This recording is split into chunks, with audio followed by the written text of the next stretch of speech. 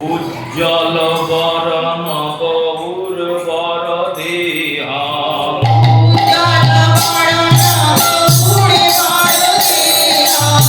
লক্ষিত নিরপতি ভাবতি দেহা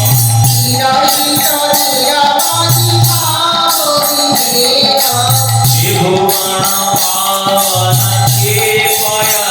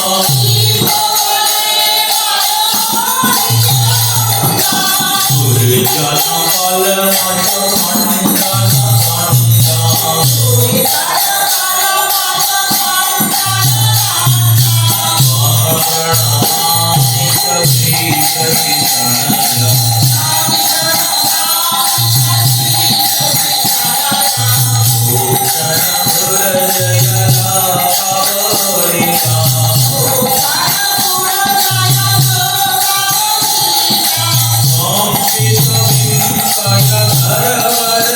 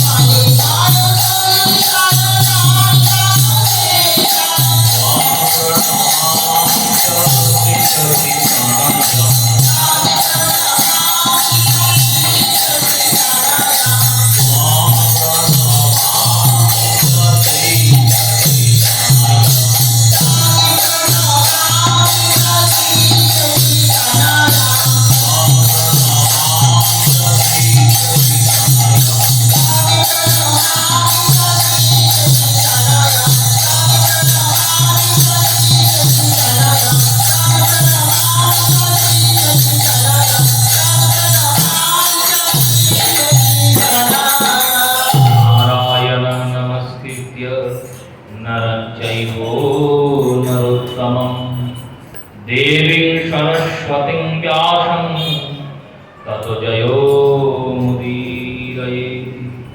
ভক্ত গোষ্ঠী সঙ্গে চৈতন্য জয় জয়, শুনিলে চৈতন্য কথা ভক্তি লভ্য হয়। শ্রী শ্রী গৌর গোবিন্দ। মকরন্দ মাধুর্য লীলালব্ধেষু সজ্জন বৈষ্ণব বৃন্দ, শ্রদ্ধেয়া মাতৃমণ্ডলীর চরণে প্রণাম পূর্বক কলিযুগ পাবন অবতার রাধা কৃষ্ণ মিলিত তনু শ্রী শ্রী শ্রীমন মহাপ্রভুর অশেষ অনুকম্পায় শ্রী শ্রী গৌরাঙ্গ সুন্দরের শুভ আবির্ভাব তিথি ফাল্গুনী পূর্ণিমা,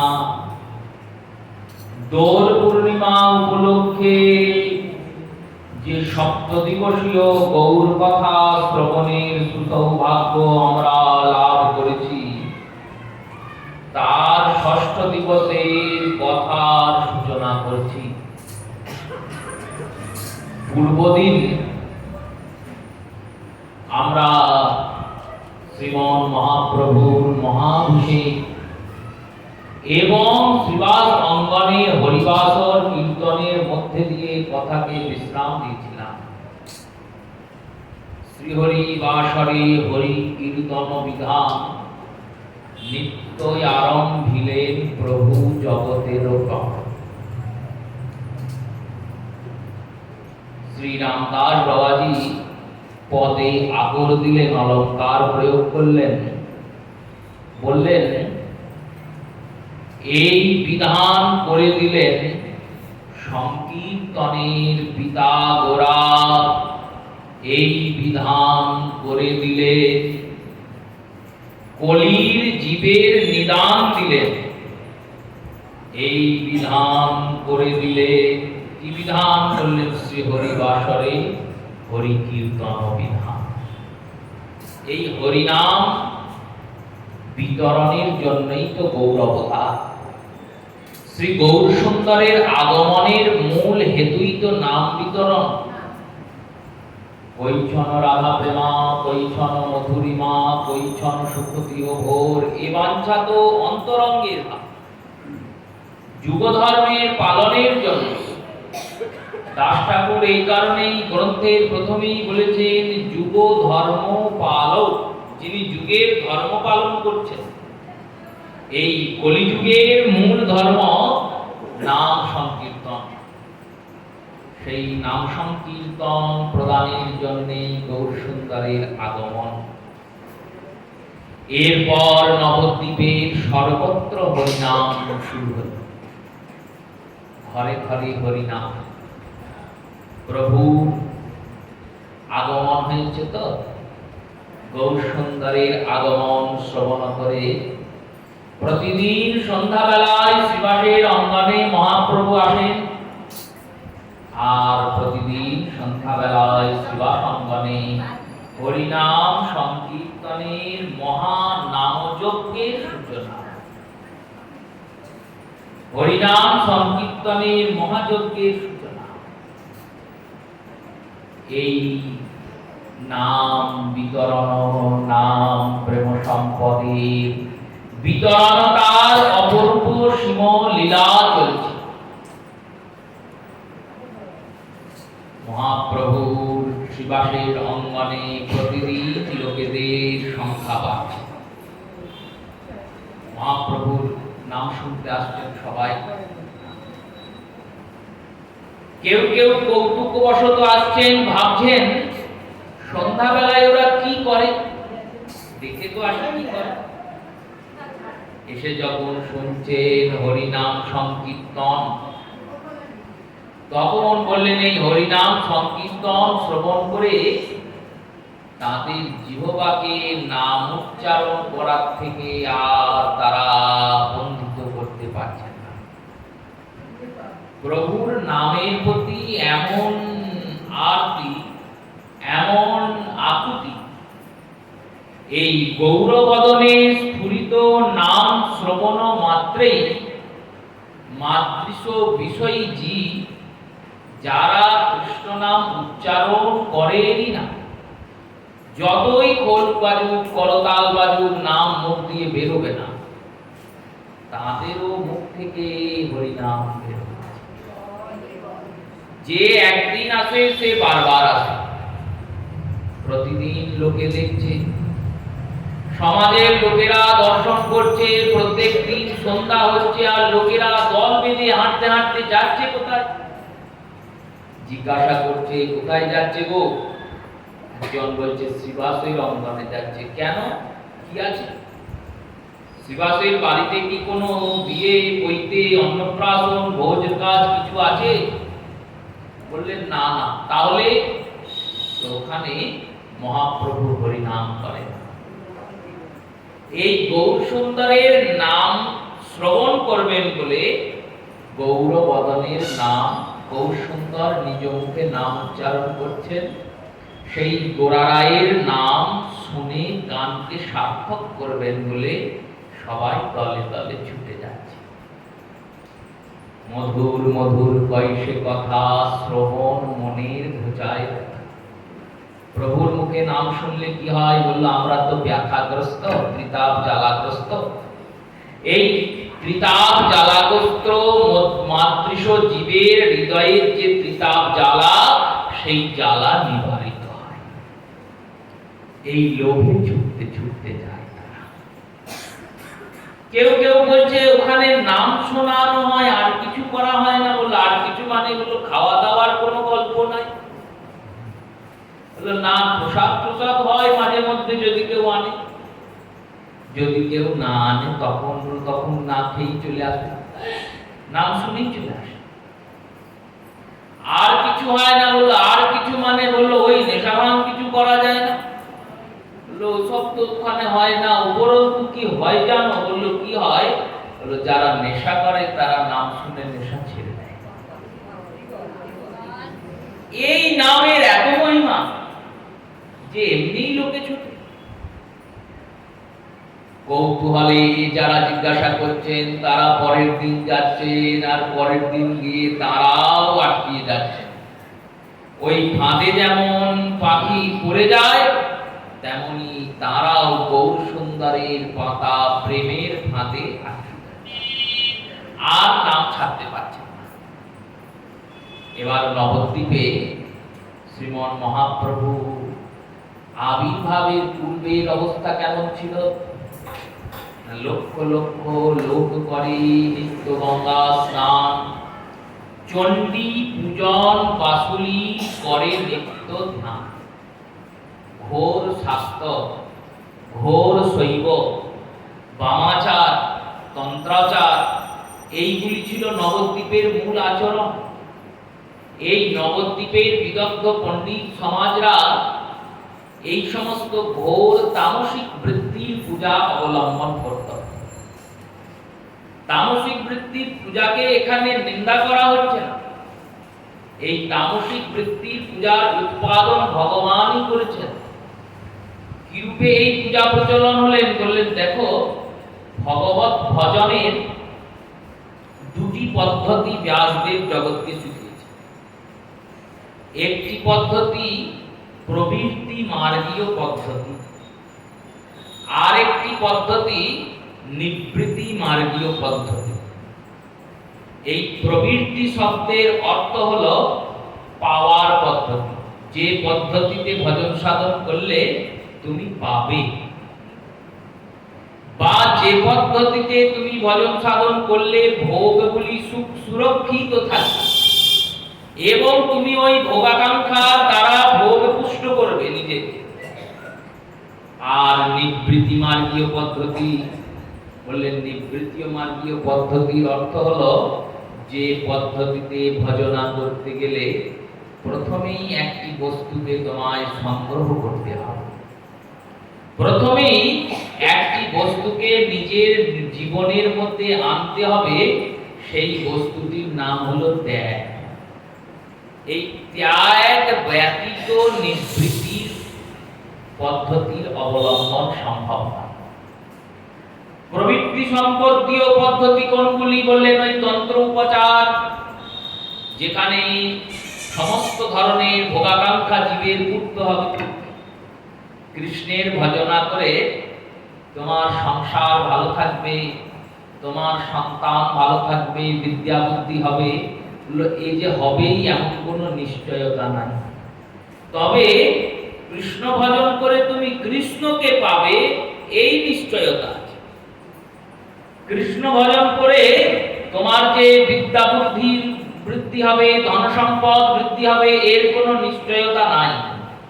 কারণ ভগবত ভক্তরা সবাই কাঙাল, আর যারা কাঙাল নন তাদের উপর গোবিন্দের কৃপাও নাই। কাঙালদের উপরেই তো কৃপাটা।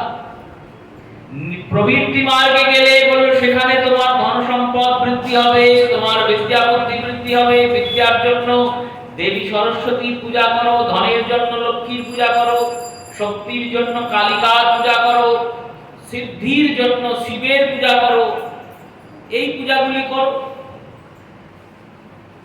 তাহলে তো ওই পূজাগুলি ভালো, কৃষ্ণ পূজা করবো কেন? ওই পূজাগুলি করার পর তুমি পাবে ভোগ্য বস্তু, কিন্তু শান্তি পাবে না। ভোগ্য বস্তুকে তো পাবে, কিন্তু শান্তি পাবে না।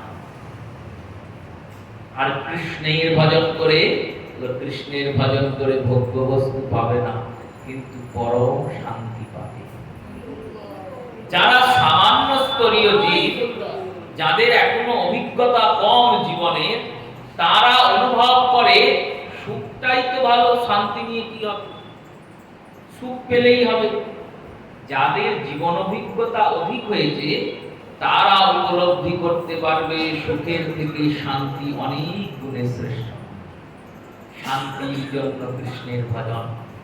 এই ত্রিতাপ জ্বালা নিবারিত হবে না। তুমি দেবীর কাছে ধন পেয়ে, যশ পেয়ে, মান পেয়ে, সম্মান পেয়ে সমৃদ্ধ তো হতে পারবে, কিন্তু ত্রিতাপ জ্বালা নিবারণ হবে না। ত্রিতাপ জ্বালা একমাত্র আমার কৃষ্ণচন্দ্র করাতে পারেন। সচ্চিদানন্দ রূপায় বিশ্বদপত্যাদি হেতবে তাপত্রয় বিনাশায় শ্রীকৃষ্ণায় ভূয়ঃ নমঃ। সেই ভগবান শ্রীকৃষ্ণ একমাত্র এই ত্রিতাপ জ্বালা নাশ করতে পারেন। নবদ্বীপের যারা তন্ত্র সাধক ছিলেন, শৈব সাধক ছিলেন, যারা বিদ্যান হয়েছিলেন, বিদ্যার অহংকারে পরিপূর্ণ চূর্ণ হয়ে বসেছিলেন, যারা শ্রী গৌর সুন্দরের বিরোধী ছিলেন, তারা ভাবছেন একেতে গৌরের খ্যাতি এত হচ্ছে, খ্যাতি থেকে মানুষের মধ্যে ঈর্ষার ভাব উন্নত হবেই। কেন? বলল মানুষের মধ্যে 6টা শত্রু বাস করে। এই 6টা শত্রুকে শ্রী দাস ঠাকুর বললেন, দেখো এরা শত্রু বটে, কিন্তু এরা শত্রু কেন জানো? কেন না, এদেরকে তুমি ভুলভাল জায়গাতে প্রয়োগ করে, এদেরকে যদি ঠিকঠাক জায়গায় প্রয়োগ করো তাহলে এরাই তোমার পরম বন্ধু হয়ে যাবে। এই 6টা শত্রুকে বললেন, প্রথম শত্রুর নাম কাম, কামনা, আকাঙ্ক্ষা, বাসনা। এই দ্বিতীয় শত্রু বললেন, দ্বিতীয় শত্রুর নাম ক্রোধ, তৃতীয় শত্রুর নাম লোভ। কাম, ক্রোধ, লোভ, মোহ, মদ, মাৎসর্য, এই 6টা শত্রু। মদ শব্দের অর্থ অহংকার, মাৎসর্য শব্দের অর্থ ঈর্ষা, হিংসা। বললেন এই 6টা শত্রুর মধ্যে 5 জনাকে ঠিকঠাক কর্মের জায়গায় নিযুক্ত করা যাবে। কোন 5 জনাকে? শ্রী নরোত্তম দাস প্রেম ভক্তি মহারাজ প্রেম ভক্তি চন্দ্রিকায় দর্শন দিচ্ছেন, আমাদের দর্শন করাচ্ছেন। বললেন কাম কৃষ্ণ সেবার বনে, ক্রোধ হরি বিদ্বেষ জনে, লোভ সদা সাধু কৃষ্ণ কথা প্রসঙ্গে, আর মদ দাস্য অভিমানে, মোহ সেবা সর্বস্থানে, নিযুক্ত করিয়া যথাস্থানে। বললেন কাম কৃষ্ণ সেবার মানে এই কামটিকে কৃষ্ণ সেবাতে অর্পিত করো। আমরা কামনা কেন করি? আমরা কামনা করি আমরা সুখী হব বলে। এই সুখ কামনার জন্যই একটির পর একটি কামনার জন্ম। এই সুখ কামনাটা সবার আগে চিন্তন করো, আমি সুখী হব এই চিন্তাটা বন্ধ করে দাও। বন্ধ করে দিয়ে চিন্তা করো আমার কৃষ্ণ কি করে সুখী হবে। কৃষ্ণ সেবার মানে ভগবানের সেবাতে কামকে অর্পিত করো। কেমন করে অর্পণ করব? শ্রী বিশ্বনাথ চক্রবর্তী পাদ রসিক শিরোমণি বলছেন, যেমন পিতামাতা সন্তানের সেবাসুখ চিন্তন করে। সেবাসুখ কেমন সেবাসুখ? বললেন বাবা মা গরমে কষ্ট পাচ্ছে, তো আলো নাই, বিদ্যুৎ নাই, কারেন্ট চলে গেছে, এইবার সন্তান ঘুমাচ্ছে। বাবা মা কি করে জানেন? কি করে? একটা হাত পাখা নিয়ে গিয়ে সন্তানকে পাখা করে। নিজে হাওয়া খায় না, সন্তানকে হাওয়া দেয়। কেন? বলে আমার ছেলেটা সুখী হলেই, সুখে নিদ্রিত থাকলেই আমি সুখে থাকব। এই সেবা সুখটা কৃষ্ণে অর্পিত করো। যখন ওই সন্তানের কথা চিন্তা করছো, যেমন করে চিন্তা করছো তেমন করে চিন্তা করো আমার গোবিন্দ তো কষ্ট পাচ্ছে, গোবিন্দ থেকেও বাতাস করো। এই সেবা সেবার পণে, কাম কৃষ্ণ সেবার পণে ক্রোধ হরি বিদ্বেষ জনে। বললেন ক্রোধ করতে হলে, রাগ করতে হলে কোথায় করবে জানো? কোথায় করবে? হরি বিদ্বেষ জনে। যারা ভগবানকে বিদ্বেষ করেন, যারা ভগবানের প্রতি শ্রদ্ধার ভাব অবলম্বন করেন, তার সঙ্গে ক্রোধ করবে। ক্রোধ করবে মানে আবার এই ভেবো না যে ক্রোধ করবে মানে মারামারি করবে, ঝগড়া করবে, ধরে মারবে, বললেন না, তা নয়। তাহলে বলল ক্রোধ করলে আমরা যেমন চুপ হয়ে যাই, মৌন হয়ে যাই। অধিক ক্রোধে ক্রুদ্ধ হয়ে গেলে জীব আর কথা বলে না, চুপ হয়ে যায়, মনে মনে ওই ক্রোধের ভাবটি চিন্তন করে। সেই রূপে তুমি যখন কৃষ্ণ বিরোধী জন দেখবে, তার সঙ্গে বাক্য ব্যয় করো না। সে বলে যাচ্ছে, বলে যাও, তুমি চুপচাপ থাকো, সেখান থেকে সরে চলে যাও। পরের দিন যদি আবার ধরে তোমাকে চেপে আর বলে এই করছিস ওই করছিস, তখন তাকে বলো দেখো তোমার যেমন বিষয়কে ভালো লাগে আমার গোবিন্দকে ভালো লাগে।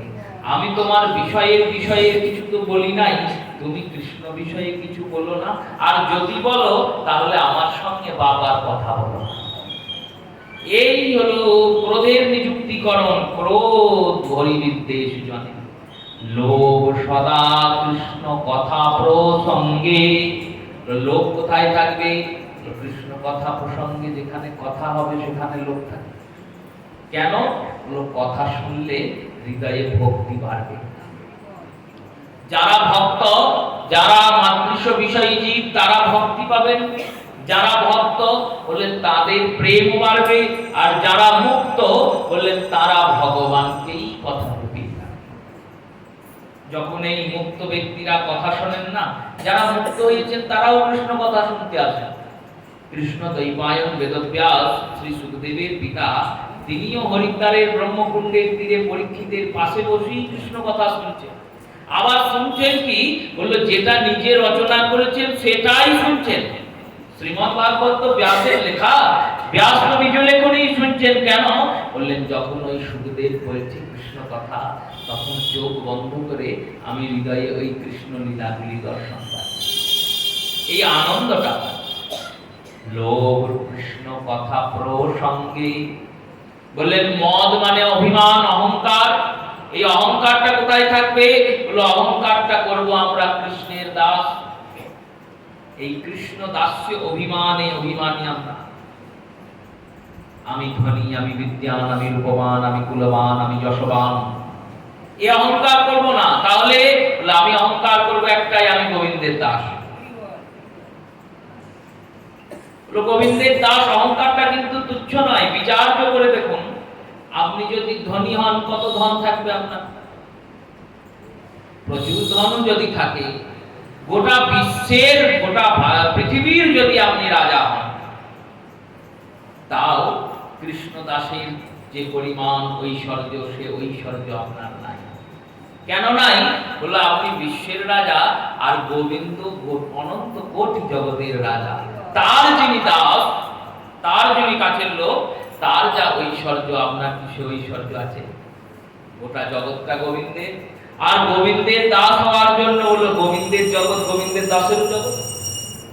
তাই মদ সদা কৃষ্ণ দাস্যতায়, মদ অহংকারকে কৃষ্ণের দাস্যতায় নিযুক্ত করো। মোহ কোথায় নিযুক্ত করব? বললেন মোহ ভক্ত সাধু সঙ্গে। মোহ সবসময় সাধু সঙ্গে করো। মোহ শব্দের অর্থ কি? আসক্তি। আমরা যেমন সংসারটাতে আসক্ত হয়ে বসে আছি, সংসারে আসক্ত হয়ে কেমন করে বসে আছি? বললো সন্তানকে ছাড়লে কষ্ট হয়, পুত্রকে ছাড়লে কষ্ট হয়, পতিকে ছাড়তে কষ্ট হয়, সবাইকে ছাড়তে কষ্ট হয়। তো বললো এই রূপে যেদিন সাধু সঙ্গ ছেড়ে যেতে কষ্ট হবে, সেদিন জানবে কৃষ্ণ ভজন ধীরে ধীরে তোমার। এই রূপে কাম, ক্রোধ, লোভ, মোহ আর মদ, এই পাঁচজনাকে শ্রী নরোত্তম দাস ঠাকুর নিযুক্ত করলেন। মাৎসর্যকে আর কিছু বললেন না। কেন বললেন না? বিশ্বনাথ চক্রবর্তী পাদ বললেন, আমরা যে ধর্মের যাচনা করছি, এই ভাগবত ধর্ম, এই বৈষ্ণব ধর্ম, এই ধর্মের আরেকটি নাম হচ্ছে নিরমাৎসর্য ধর্ম। এই ধর্মের যাজন যদি সাধক ঠিক করে, তাহলে তার মধ্যে আর মাৎসর্য থাকবে না, ঈর্ষা থাকবে না। যদি থাকে, যদি অন্তঃকরণে কোথাও মনে হয় আমার থেকে উনি এত ভালো কেন, আমি তো ভালো, ও এত ভালো কেন, আমি তো এই পেয়েছি, উনি এত বেশি পেলেন কেন, তাহলে বাবা নিজ অন্তঃকরণকে পুনর্যাচন করো। এখনো তুমি ভক্তই পথে যেতে পারো। ভক্ত কখনো ভক্তকে ঈর্ষা করে না। ঈর্ষা করলে ভক্ত নয়, এখনো ভজনা করে। এই বিষয়ী ব্যক্তিদের মাৎসর্যেই সর্বশেষ। বললেন নিরমাৎসর্য ধর্ম, এই ধর্মের যাচনা করলে নিরমাৎসর্য হয়ে যায়, আর মাৎসর্য থাকে না, হিংসা থাকে না, ঈর্ষা থাকে না। কৃষ্ণ দ্বৈপায়ন বেদব্যাস যিনি ভাগবত রচনা করেছেন, তিনি চুপচাপ গিয়ে বসে আছেন হরিদ্বারের ব্রহ্মকুণ্ডের তীরে। পরীক্ষিত রাজন বসেছেন, তাকে দর্শন করতে সবাই গিয়েছেন। সেখানে ব্যাসের যিনি পিতা, তিনিও পৌঁছিয়েছেন পরাশর। তার যিনি পিতা, তিনিও পৌঁছিয়েছেন বামদেব। বললেন তার যিনি পিতা, তিনিও পৌঁছিয়েছেন বশিষ্ঠ। শ্রী পরশুরামজি পৌঁছিয়েছেন চিরঞ্জীবী। সবাই পৌঁছিয়েছে। তো সেখানে জিজ্ঞাসা করেছেন পরীক্ষিত রাজন, আমি কি করব? 7 দিন পরে ব্রহ্ম শাপগ্রস্ত আমি, 7 দিন পরে তো আমি মরে যাব। এই 7 দিনে আমি এমন কি কাজ করব যে কর্মের দ্বারা আমি ভগবত প্রাপ্তি করব? কেউ স্থির করতে পারছেন না, কেউ উত্তর দিতে পারছেন না। এই সময়ে মাত্র 16 বর্ষীয় একটি বালক উপস্থিত। আর এই 16 বর্ষীয় বালক যেই না এসেছেন, অমনি তার পিতা উঠে দাঁড়িয়ে পড়েছেন। এই হলো বৈষ্ণব ধর্ম, এই হলো ভাগবত ধর্ম। পিতা ভাবছে না যে আমি তোর বাবা। দেখুন এই ভাগবত ধর্মের দুটি পার্থক্য দেখুন। শ্রী মহাদেব বসে আছেন এক সভায়, ব্রহ্মা বিষ্ণু মহেশ্বর 3 জন বসে আছেন যজ্ঞ সভা, দেবতারা যজ্ঞ করছেন। সেই সভাতে দক্ষ প্রজাপতি প্রবেশ করেছেন। সব দেবতারা উঠে দাঁড়িয়েছেন, মহাদেব ওঠেন নাই। মহাদেব শিব ওঠেন নাই নয়, ব্রহ্মা ওঠেনি, বিষ্ণু ওঠেনি, মহেশ্বর ওঠেন, 3 জনই ওঠেন। দক্ষ চিন্তা করলেন, ব্রহ্মা তো আমার পিতা, সে নাই উঠতে পারে, নাই সম্মান দেখাতে পারে। বিষ্ণু আমার আরাধ্য, তিনিও না উঠতে পারেন। শিব তো আমার জামাই, তাহলে উঠলো না কেন, আমায় সম্মান দিল না কেন? এটা ভাবলেন না যে ব্রহ্মা বিষ্ণু মহেশ্বর তো তিনি এক তত্ত্ব, ভগবত তত্ত্ব। এই হৃদয়ে মাৎসর্য কি হলো? এমন যজ্ঞ করলেন যে যজ্ঞ লণ্ডভণ্ড হলো, নিজের শিল ছেদন হলো, নিজের নাশ হলো। শিবকে অপমান করার জন্যই তো যজ্ঞ করলেন। আর এখানে হরিদ্বারে দেখুন শ্রী কৃষ্ণদ্বৈপায়ন বেদব্যাস দেখছেন তার পুত্র এসেছেন, পিতা ভাবলেন না যে আমার পুত্র এসেছে আমি কেন উঠবো, পিতা উঠে দাঁড়িয়ে পড়লেন।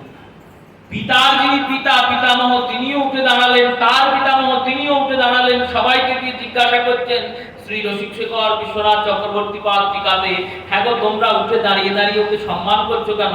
ও তো তোমার হাঁটুর বয়সী। বললো হাঁটুর বয়সটা দেখলে হবে না, ওর ভজনের বয়সটা দেখলে। এই চিন্তনটা আমাদের আসে না কেন? বললো আমাদের হৃদয়ে মাৎসর্য আছে। শ্রী গৌরসুন্দর যখন খ্যাতি অর্জন করছেন, কেশব কাশ্মীরকে পরাভূত করছেন, নবদ্বীপের কিছু পণ্ডিত সমাজ বললেন নিমাই আমাদের মুখ রেখেছেন, আর কিছু পণ্ডিত সমাজ বললেন তাই কি পরাজিত হয়? কিছু ভাগ্যক্রমে পরাজিত হয়ে গেছে।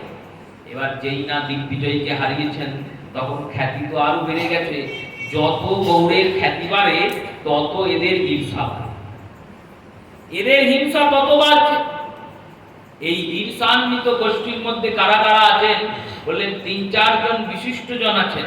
একজনের নাম বিদ্যা অলঙ্কার, ইনি অলঙ্কার শাস্ত্রের বিশারদ। একজনের নাম বিদ্যা রত্ন, আর একজনের নাম চাপাল গোপাল। এছাড়াও আরো অনেক কটাকে জড়ো করেছেন। মহাপ্রভুর খ্যাতি হচ্ছে তো তাই এদের হিংসা হচ্ছে। কেন খ্যাতি হবে? ওই বালক নিমাই, যার এখনো 30 বছরই বয়স হয়নি, মাত্র 20-25 বছরের 20-22 বছরের বয়স, সেই বয়সী ছেলে। আরে ওর বয়সী আমার ছেলে আছে, তাকে কেউ নাম জানে না, আর ওর নাম নবদ্বীপের চারিদিকে। একেতে পণ্ডিত রূপে তো নাম ছিলই, তারপর এখন হরিনাম করছে বলে ওকে ভগবান বানিয়ে দিয়েছে, পুজো করছে লোকে, ঘরে ঘরে হরিনাম করছে। যে ঘরেই যান সেই ঘরেই নামের ধ্বনি শুনতে পান। মহাপ্রভু সন্ধ্যায় নাম সংকীর্তন করতে যখন বার হন তখন সবাই এসে দরজায় নারায়ণ প্রভুকে দর্শন করবেন। এই রকম পরিস্থিতি শ্রী নবদ্বীপ ধাম। এনারা ভাবলেন এই গৌর সুন্দরের নাম চলতে দেওয়া যাবে না, নাম বন্ধ করতে হবে, কারণ নামেই যত বিপদ। কি বিপদ? বলে এই নাম যদি চলতে থাকে তাহলে ওরও নাম বাড়তে থাকবে। আজকে নবদ্বীপের গোটা কয়েক লোক ওকে ভগবান বলছে, কালকে অনেক লোক বলবে, তারপর তো বিশ্বের সবাই বলবে ভগবান। ভগবান সাজাতে দেওয়া যাবে না, নাম বন্ধ করে দিতে হবে। কি করে বন্ধ করা যায়? বলল প্রথমে চাপাল গোপালকে উস্কিয়ে দিলেন। চাপাল গোপালকে বললেন তুমি একটুখানি ব্যবস্থা করো। চাপাল গোপাল বললেন বেশ আমি ব্যবস্থা করব। কি ব্যবস্থা করলেন জানেন? বলল কি ব্যবস্থা? শিবাসের দরজার বাইরে মদিরার কলসি রাখলেন, ছাগলের মুন্ড রাখলেন, জবা ফুলের মালা রাখলেন, বেল পাতা ফেলে দিলেন, মাংস ফেলে দিলেন। এই রকম সমস্ত দ্রব্য শিবাসের দরজার বাইরে রেখে দিলেন। আর রেখে দিয়ে এসে ভাবলেন ভোরবেলায় যখন সবাই উঠে যাবে শিবাসের দরজা দিয়ে, আমি সবাইকে ডেকে ডেকে দেখাবো, দেখো শিবাস পণ্ডিত ওই সন্ধ্যেবেলায় হরিনাম করে, আর যেই সবাই চলে যায় রাত্রের বেলায় ওরা এগুলো খায়, খেয়ে ফেলেছে, তাই তো পড়ে আছে, তাই তো এত লোক হয়, তাই তো এত ভিড়, না হলে তো ভিড় হবে না। এমনি এমনি কি ভিড় জড়ো হয়? সেই রূপে এই করাবেন বলে, এই করবেন বলে, এই স্থির করে, এই পরিকল্পনা করে চাপাল গোপাল বাড়ি গিয়েছেন। আর গৌর সুন্দরের মহিমা দেখুন, শিবাস পণ্ডিত চাপাল গোপাল পৌঁছানোর আগে উঠে পড়েছেন, আর উঠে পড়ে দরজা খুলে দেখছেন এই কাণ্ড। পণ্ডিত বুঝতে পারলেন যে এই কাজ কোনো আমাদের গৌর বিরোধী লোকই করেছে, কিন্তু করলেন কি? বললেন রসিকতা করতে লাগলেন। কি রসিকতা করলেন? দেখুন, ভক্তের সঙ্গে ভগবানের, ভক্তের সঙ্গে বিষয়ী জীবেদের পার্থক্য এইরকমই। বিষয়ী জীব বিষয়ের চিন্তন করতে করতে তার চিন্তা এমন দূষিত হয়ে যায়, সে সদ্বস্তুর মধ্যেও অসততার দর্শন করে। আর ভক্ত ভগবত চিন্তন করতে করতে তার চিন্তা এত শুদ্ধ হয়ে যায় যে অপবিত্র বস্তুর মধ্যেও শুদ্ধ বস্তুর দর্শন। গোরখপুর গীতা প্রেসের হনুমান প্রসাদ পদ্যার এনার জীবনীতে পাওয়া যাচ্ছে ইনি কিছু সাধুর সঙ্গে গুয়াহাটি গিয়েছেন, আসামের গুয়াহাটি। এবার এই গুয়াহাটিতে গিয়েছেন, গুয়াহাটিতে যাওয়ার পরে স্টেশন থেকে নেমেছেন, নেমে দেখছেন একটা কুকুর মরে পড়ে আছে, ভীষণ গন্ধ, এত গন্ধ সবাই নাকে কাপড় দিয়ে যাচ্ছে, সাধুরাও যাচ্ছেন, ইনিও যাচ্ছেন। ওই সাধুর দলে এক সাধু ছিল, তিনি হাসছেন আর বলছেন, দেখো বেটা মরে গিয়েছে, শরীরটাই কিছু নাই, দাঁতগুলো কত সুন্দর ছিল, মরে তো গিয়েছে, পচে গলেও গিয়েছে, কিন্তু দাঁতগুলো ভালো ছিল। এই রূপে শ্রী হনুমান প্রসাদ পোদ্দারজি এখানে সিদ্ধান্ত করলেন, সাধুর চোখ দেখেছো, ওই মরা পচা গলার মধ্যেও ভালো জিনিসটাই দেখতে পাচ্ছ। আর আমাদের চোখ কেমন বলে, আমরা ভালো জিনিসটার মধ্যেও খারাপটা কি দেখি। কেন বললো, ওই খারাপ দেখতে দেখতে চিন্তা করতে করতে আমাদের চিন্তাটাই এরকম হয়ে গেছে। সাধুর চিন্তা তেমন নয়। শ্রীবাস কি করলেন, শ্রীবাস ওইগুলিকে সব সরিয়ে দিলেন, গোবর জল দিয়ে জায়গাটা পরিষ্কার করলেন। আর যারা গঙ্গা স্নানে যায় তাদের বলেন, দেখবে এসো, আমার ঘরে কালকে মা চন্ডিকা এসেছিলেন গৌর সুন্দরের চরণ পাবেন বলে। এবার মা চন্ডিকা, মা কালিকা, তিনি তো একা আসবেন না, তার সঙ্গে 64 যোগিনী এসেছিল, তাই তারা এইসব খাবে বলে মা জোগাড় করে নিয়ে এসেছে। ওরা বাইরে বসে বসে এইসব খেয়েছে, আর মা চন্ডিকা তিনি গিয়ে গৌর দর্শন করছেন। মিথ্যা বলা হলো যে শ্রীবাস তো মিথ্যা বলছেন, কারণ চণ্ডী দেবী তো আসেননি। কে বলেছে মিথ্যা বলছেন? সীতানাথ এসেছিলেন, সীতা দেবী এসেছিলেন সঙ্গে। সীতা দেবী স্বয়ং দেবী পার্বতী, মা মহামায়া এসেছিলেন গৌর দর্শনে, সেইটারই ব্যাখ্যা করছেন শ্রীবাস। চাপাল গোপাল শুনলেন, আমার সব পরিকল্পনা ভেস্তে গেছে। বাড়ি এসে বসলেন, দেখলেন গায়ে গোটা গোটা ফোঁড়া বেরোচ্ছে। রাত্রি পার হয়ে ভোরে দেখলেন গোটা গায়ে কুষ্ঠ হয়ে গেছে, এমন কুষ্ঠ যে শরীর দেখতে কোনো বৈদ্য আসছে না, কবিরাজ আসছে না, চুলেই রোগ হবে, স্পর্শমাত্রে রোগ অনবৃদ্ধি। এই চুলেই রোগ হবে, বললে ওকে কোথাও রেখে দাও, আলাদা করে কোথায় রাখবেন? গরু গোয়ালে চাপাল গোপালকে রেখে দেওয়া। এই চেষ্টা ব্যর্থ হলো। যখন এই চেষ্টা ব্যর্থ হলো, বললো এবার তো তারা শুধরে যাবে, এবার তো তারা বুঝবে, বললো বোঝার পাত্র নয় তো। কি করলো? হরিনাম বন্ধ করতে হবে, যে করি হোক নাম করতে দেওয়া যাবে। কিছু জবনদের এক করলেন, আর জবনদের এক করে জবনদের সঙ্গে পৌঁছালেন মিয়াপুর। মিয়াপুর কোথায়? এই মায়াপুর যেখানে আমরা যাই, ওটি মিয়াপুর। আর মিয়াপুরের একবারে শেষ সীমান্তে এখনো ওই মায়াপুরে যেখানে খোলভাঙা মন্দির আছে, দেখতেন, নিয়ে যাই সবাই। খোলভাঙা মন্দিরের পাশেই একটি মসজিদ আছে, ওটি মিয়াপুর মসজিদ। ওই মিয়াপুরের স্থানে পূর্ব থেকেই জবনেরা থাকতেন, মুসলমান ভাইরা থাকতেন। সেই মিয়াপুরে পৌঁছালেন, সেখানে চাঁদ কাজী, তার নাম চাঁদ খান। এই চাঁদ খান ইনিও শ্রী গৌর সুন্দরের গ্রাম তো মামা হন। কি করে মামা হন? বললেন, এই চাঁদ কাজীর যে মিয়াপুর, এই মিয়াপুরের অনতি দূরেই শ্রী নীলাম্বর চক্রবর্তীর বাড়ি, বেলপুকুর। এখনো দর্শন হয়, নবদ্বীপ পরিক্রমায় বেলপুকুরে শ্রী নীলাম্বর চক্রবর্তীর গৃহে যেতে হয়। মহাপ্রভুর দাদুর বাড়ি, মামার বাড়ি। এই বেলপুকুর হচ্ছে চাঁদ কাজীর আদি নিবাস। এই কারণে তিনি গ্রাম সম্পর্কে মামা। সেই চাঁদ কাজীর কাছে সবাই পৌঁছালেন। পৌঁছে বললেন, কাজী সাহেব, আমাদের একটা নিবেদন ছিল। কি নিবেদন? আমাদের একটা নিবেদন, আপনি হরিনাম বন্ধ করে দিন। হরিনাম বন্ধ করে দেব? বললেন, হ্যাঁ, হরিনাম বন্ধ করে দিন। হরিনাম কেন বন্ধ করব? বললেন, দেখুন, শাস্ত্রে বলে মন্ত্র জপ করতে হয়। গৌর সুন্দর একটা মন্ত্র বলেন, সেটি কলি সন্তরণ উপনিষদের বিপরীত মন্ত্র। কলি সন্তরণ নামক একটি উপনিষদ, বেদ মন্ত্র, সামবেদের কলিসন্তরণ উপনিষদের অষ্টবিংশতি স্বর্গের মন্ত্র, যা মহাদেব স্বয়ং দেবী পার্বতীকে উপদেশ করেছেন। মন্ত্রটি কি বললেন? রাম অক্ষর আগে আর কৃষ্ণের নামটি পরে, এই রূপে মন্ত্রের উচ্চারণ। এই মন্ত্রটিকে গৌরসুন্দর উল্টিয়ে দিয়েছেন। কৃষ্ণকে আগে বসিয়েছেন, রামকে পরে বসিয়েছেন। প্রথমে হরে রাম ছিল, এখন ভগবান গৌরসুন্দর হরে কৃষ্ণকে আগে দিয়েছেন। হরে কৃষ্ণ কৃষ্ণ কৃষ্ণ হরে হরে, হরে রাম রাম রাম হরে হরে। এই রূপে মন্ত্রের উচ্চারণ হয়েছে। এই মন্ত্র এইভাবে প্রতিপাদিত হয়েছে। সেই মন্ত্রটিকে প্রথমে তো বেদের মন্ত্রকে উল্টো বলাচ্ছে। এত বড় স্পর্ধা, বেদ মাতার মন্ত্রের, বেদ মাতার অঙ্গে হাত দিয়েছে। তার উপরে আবার মন্ত্রের নিয়ম, মন্ত্র জপেশ্চ সিদ্ধ।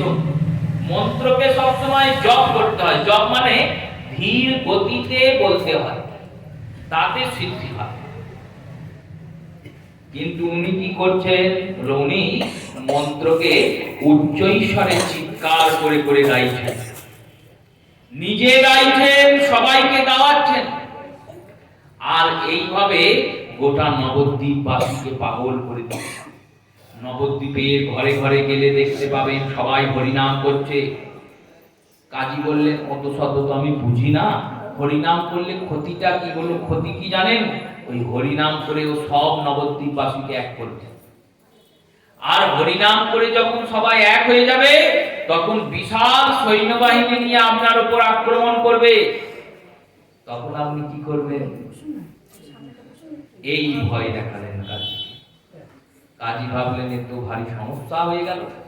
যদি এইরকম করে এক করে নেয় লোকগুলোকে, আর লোকগুলোকে যদি বলে যে হরিনাম করছো যারা সবাই, চলো আমরা কাজীর বাড়ি ভাঙবো, কাজীকে শেষ করব, এই যদি বলে, তাহলে তো সবাই ছুটবে, তাহলে তো আমাদের সব চলে যাবে। খুঁজে খবর নিয়ে দেখতে হবে। কাজী এলেন, এসে ঘরে ঘরে খুঁজতে লাগলেন। ঘরে ঘরে যাচ্ছেন, দেখছেন সুনীত কান পেতে কি নাম হচ্ছে। শ্রী চাঁদ কাজী এসে এক ঘরে শুনছেন, সেখানে নাম হচ্ছে কি নাম? হরিহরায় নম কৃষ্ণ যাদবায় নম, হরিহরায় নম কৃষ্ণ যাদবায় নম, আর যাদবায় মাধবায় কেশবায় নম, যাদবায় মাধবায় কেশবায় নম, যাদবায় মাধবায় কেশবায় নম, যাদবায় মাধবায় কেশবায় নম। সেখানে অন্য নাম হচ্ছে, সেখানে কি নাম হচ্ছে না? গোপাল গোবিন্দ নাম শিব সুরাম, গোপাল গোবিন্দ নাম শিব সুরাম, গিরিধারী গোপীনাথ মদন মোহন, গিরিধারী গোপীনাথ মদন মোহন। ছিল। এবার কাজী আরেক ঘরে গিয়ে অন্য নাম শুনছেন। কি নাম? শ্রী চৈতন্য নিত্যানন্দ শ্রী অদ্বৈত সীতা, শ্রী চৈতন্য নিত্যানন্দ শ্রী অদ্বৈত সীতা, হরি গুরু বৈষ্ণব ভাগবত গীতা, হরি গুরু বৈষ্ণব ভাগবত গীতা। এইরকম নাম শুনছেন। এইরকম শুনতে শুনতে চিন্তা করলেন এরা তো সব শেষ করে দেবে। কৃষ্ণ নাম হচ্ছে ঠিক আছে, এখন কৃষ্ণ চৈতন্য, শ্রীকৃষ্ণ শ্রী চৈতন্য নিত্যানন্দ শ্রী অদ্বৈত সীতা, এদের নাম হচ্ছে। আবার যখন আসছেন তখন দেখছেন নবদ্বীপবাসীদের মধ্যে একজন বলছেন, ভজ গৌরাঙ্গ গৌরাঙ্গ গৌরাঙ্গের নাম রে,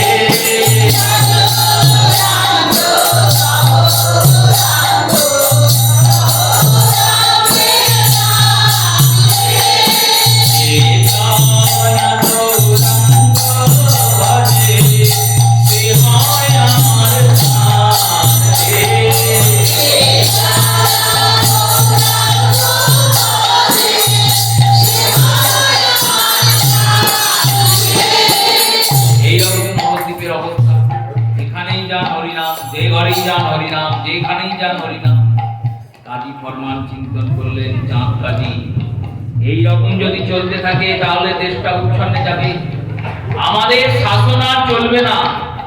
কি করলেন? এক জায়গায় খোল বাজছিল, একজনাকে বললেন, হ্যাঁ রে, এই যে বৈষ্ণবরা খোল বাজায়, এই খোল বাজিয়ে তারা কি করে, খোলের বোলটা কি? এক তার্কিক ব্রাহ্মণ এসে বলছেন, শুনুন, ওরা সব পাজির দল, তো ওরা খোলে কি বলে জানেন? কি বলেন? একজনা খোলে বলে, আন চিড়ে, আন চিড়ে। এই খোলে বল দেয় ওরা, আন চিড়ে, আন চিড়ে। আর একজনা বলে, আন দই, আন দই। আর করতাল কি বলে? করতাল বলে, মেকে চুড়ে খা, মেকে চুড়ে খা। এই সারাদিন রাত ওদের চলছে। কাজী করলেন কি, কাজী গিয়ে শ্রীখোল বাজিয়ে এক বৈষ্ণব নাম করছিলেন, তার খোলটি ভেঙে দিয়ে, আর খোল ভেঙে দিয়ে বললেন, আজ থেকে নবদ্বীপে হরিনাম বন্ধ, কেউ হরিনাম করতে পারবে না।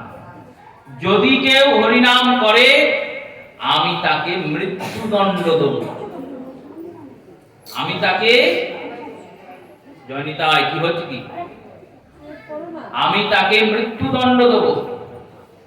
এই ফরমান জারি করলেন চাঁদ কাজী। নবদ্বীপে নাম বন্ধ হয়ে গেল। সন্ধ্যার সময় মহাপ্রভু শিবাস অঙ্গনে এলেন। শিবাস পণ্ডিত কাঁদছেন অঝর ধারে। শিবাস পণ্ডিতের যখন ছেলে মারা গেছিল তখনও শিবাস কাঁদে নাই। শিবাস পণ্ডিতকে যখন দেবানন্দ পণ্ডিতের ছাত্ররা অপমানিত করে বের করে দিয়েছিল তখনও শিবাস কাঁদে নাই, আজ কাঁদছেন। কেন? বলেন, আজকে যে প্রভুর নাম বন্ধ করে দিয়েছে। নিত্য আর অনিত্য এই দুইয়ের মধ্যে কোনটিকে চয়ন করা উচিত? বললেন নিত্যকে। অনিত্যকে চয়ন করে কি হবে? সে তো অনিত্য চলেই যাবে। আমরা অনিত্যকে চয়ন করে বসে আছি, অনিত্যের মোহে পড়ে বসে আছি। সর্বপ্রথম মোহে পড়েছি এই দেহরূপী অনিত্য বস্তুটার মোহে। চিন্তা করছি আমার এই দেহটা কখনো শেষ হবে না, আমি কখনো মরব না। সবাই মরবে, আমি মরব না। এই অনিত্যের দেহের সঙ্গে সম্বন্ধ যুক্ত যারা, তাদের মোহে পড়েছি। ফল কি হয়েছে? বলল, ফল মোহ বিপাকে পড়ে আমাদের বারবার জন্মাতে হচ্ছে, বারবার মরতে হচ্ছে, আর বারবার দুঃখ হচ্ছে। শ্রীবাস বিবেকবান তো, তাই শ্রীবাস কি করেন? শ্রীবাস জানেন কোনটা নিত্য আর কোনটা অনিত্য। নিত্য কোনটা? বললেন নাম। ভাবছেন এই জীব রাখি মূর্খ, নাম বন্ধ করে দিল। এত কষ্ট ভক্তের হৃদয়ে, নাম বন্ধ হলে কষ্ট বেশি হয়। কেন? ভক্তের কষ্ট হয়। সেই কষ্ট অনুভবটা আমরা পারবো না বুঝতে। আমরা ভাববো হয়েছেটা কি, হয়েছে নাম বন্ধ হয়ে গেছে, কি হয়েছে? কিন্তু সেই যে কষ্টটা, সেই আক্ষেপতাটা অনুভব আমরা করতে পারবো না। আমরা যে কষ্টটা অনুভব করছি, সেই কষ্টের দ্বারা কিন্তু কোনো কৃপা পাবো না, সেই কষ্টের দ্বারা কোনো লাভ নাই।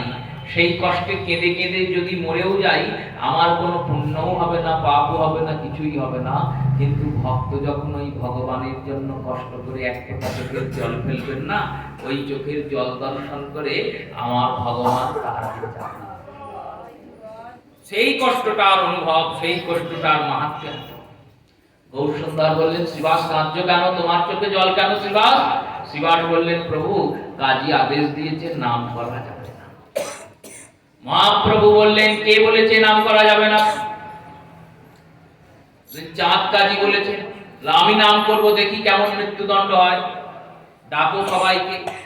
সবাই এসে জুটলেন। দেখুন, নবদ্বীপবাসীরা হয়তো কেউ কেউ আসেননি, কিন্তু মহাপ্রভুর পার্ষদ বৃন্দ তারা তো এসেছেন। তারা জানেন আমি কারেই বা ডরি, আমার প্রভু বংশীধারী, আমার তো ভগবান আছেন। যদি মার খেতে হয়, ভগবান মার খেয়েছেন তাই মার খেয়েছি। আর যদি শাসন খেতে হয়, ভগবান শাসন করেছেন তাই করেছেন। আমি কারেই বা ডরি, আমার প্রভু বংশীধারী। বললেন, আমাদের তো ভয় নাই। তাই প্রথমেই নিতাই চাঁদ এসেছেন, সীতানাথ এসেছেন, গদাধর এসেছেন, সবাই শ্রীবাসের পণ্ডিত এসেছেন, গৃহে এসেছেন, হরিদাস ঠাকুর এসেছেন। শ্রীধর পণ্ডিত এসেছেন, যারা যারা মহাপ্রভুর পারিষদ বৃন্দ তারা সবাই এসে সেখানে দাঁড়িয়েছেন। আর সবাই যখন এসে দাঁড়িয়েছেন না, মহাপ্রভু বললেন, এক কাজ করো, আমরা আজকে হরিনাম করব। এই হরিনাম যে চলবে, এই হরিনাম যে আমরা করব, এই হরিনামটা কেমন করে হবে? বললো, দেখো, 4টে সম্প্রদায়ের নাম করবে, 4 সম্প্রদায় নাম করবে। 4 সম্প্রদায় কে কে? বললো, প্রথম সম্প্রদায়ে থাকবে সীতানাথ, তারপরের সম্প্রদায়ে থাকবে নিতাই চাঁদ, তারপরের সম্প্রদায়ে থাকবে ঠাকুর হরিদাস, আর তারপরের সম্প্রদায়ে থাকবে শ্রীবাস। আর আমি 4 সম্প্রদায়ের আগে নৃত্য করব। প্রত্যেক নবদ্বীপবাসীকে বলো, সন্ধ্যার সময় আমরা নাম করতে করতে ওই কাজীর বাড়ি যাব। আর প্রত্যেকে যেন আলো নিয়ে আসে। আলো তো তখন ছিল না, মশাল নিয়ে আসে। মশাল জ্বালিয়ে সবাই এসেছেন। চৈতন্য ভাগবত রচয়িতা শ্রী বৃন্দাবন দাস ঠাকুর বলছেন, এইভাবে যখন সবাই এসেছেন আর সবাই মশাল জ্বালিয়ে চললেন, কেমন করে চললেন? বলে, দেখতে দেখে যেন মনে হচ্ছে স্বয়ং একটা আলোর স্রোত বয়ে যাচ্ছে। লক্ষাধিক লোক এসেছেন, আর লক্ষাধিক লোক নামের জন্য প্রস্তুত হয়েছেন। মহাপ্রভু 2 বাহু তুলে নাম শুরু করলেন, হরে কৃষ্ণ কৃষ্ণ কৃষ্ণ হরে হরে, হরে রাম রাম রাম হরে হরে, হরে কৃষ্ণ কৃষ্ণ কৃষ্ণ হরে হরে, হরে রাম রাম রাম হরে হরে, হরে কৃষ্ণ কৃষ্ণ কৃষ্ণ হরে হরে, হরে রাম রাম রাম হরে হরে, হরে কৃষ্ণ কৃষ্ণ কৃষ্ণ হরে হরে, হরে রাম রাম রাম হরে হরে, হরে কৃষ্ণ কৃষ্ণ কৃষ্ণ হরে হরে, হরে রাম রাম রাম হরে হরে, হরে কৃষ্ণ কৃষ্ণ কৃষ্ণ হরে হরে, হরে রাম রাম রাম হরে হরে, হরে কৃষ্ণ কৃষ্ণ কৃষ্ণ হরে হরে, হরে রাম রাম রাম হরে হরে, হরে কৃষ্ণ কৃষ্ণ কৃষ্ণ হরে হরে, হরে রাম রাম রাম হরে হরে, হরে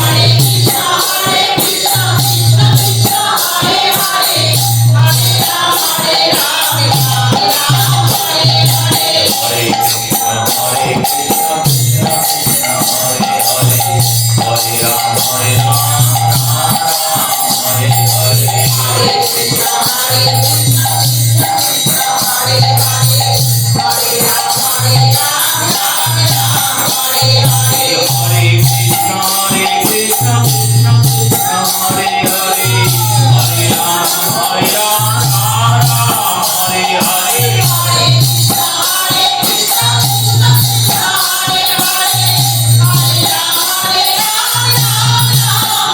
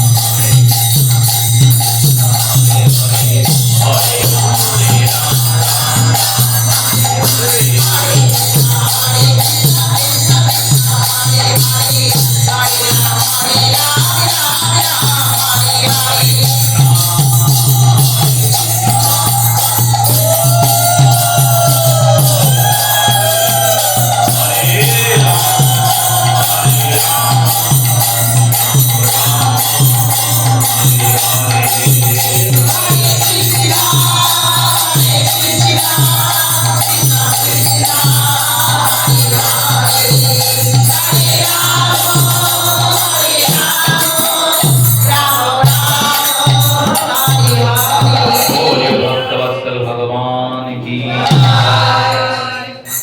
মহাপ্রভুর সেই নাম সংকীর্তনের দল পৌঁছালো চাঁদ কাজীর বাড়ি। চাঁদ কাজীর বাড়ির চারদিক থেকে সেই দল চারদিকের দরজা দিয়ে প্রবেশ করলো, বাগান তছনছ করে দিল। চাঁদ কাজীর যারা লেটেন ছিল তারা ভয়ে পালিয়েছে, ভাবছে এত লোককে কি করে প্রতিহত করবো। দেখুন, প্রভুর সঙ্গে যারা আছেন তাদের হাতে কিন্তু লাঠি নাই, ছোটা নাই, তরবারি নাই, কিচ্ছু নাই, শুধু খোলো করো তাল আর নাম। নামের এত প্রভাব, এত ক্ষমতা যে ওই লাঠিওয়ালা লেটেনরাও ভয়ে পালিয়ে গেল। প্রভুর নামের এত মাহাত্ম্য। প্রভু বসলেন, চাঁদ কাজী ভয়ে কাঁপছেন থরথর করে, যে এই বুঝি আমাকে প্রহার করেন। এত লোক, তার মাঝখানে মহাপ্রভু বসে আছে। চাঁদ কাজীকে ডাকলেন, ডেকে বসালেন, বললেন তুমি নাম বন্ধ করে দিয়েছো কেন? মহাপ্রভুর এই কথা শুনে কাজী প্রভুর চরণে কাঁদতে কাঁদতে বললেন, ওরে চরণটি ধরে বলছেন, গৌর সুন্দর, আমার ভুল হয়ে গেছে, আমি নাম বন্ধ করে মহা অপরাধ করে ফেলেছি। নামের চরণে প্রচুর অপরাধ হয়ে গেছে, আমি তা অনুভব করেছি। কি করে অনুভব করলে? বললো, নাম বন্ধ করে সেই রাত্রে যখন আমি শয়ন করছি, ঘুমাচ্ছি, দেখছি আমার বুকের উপর এক সিংহ এসে বসেছে। আর সেই সিংহ বলছে, তুই আমার নাম বন্ধ করে দিয়েছিস, তোকে আমি এক্ষুনি বধ করব, তোর হৃদয়ের রক্ত আমি পান করব। আমি ভয়ে উঠে বসলাম, ভাবলাম হয়তো স্বপ্ন দেখছি।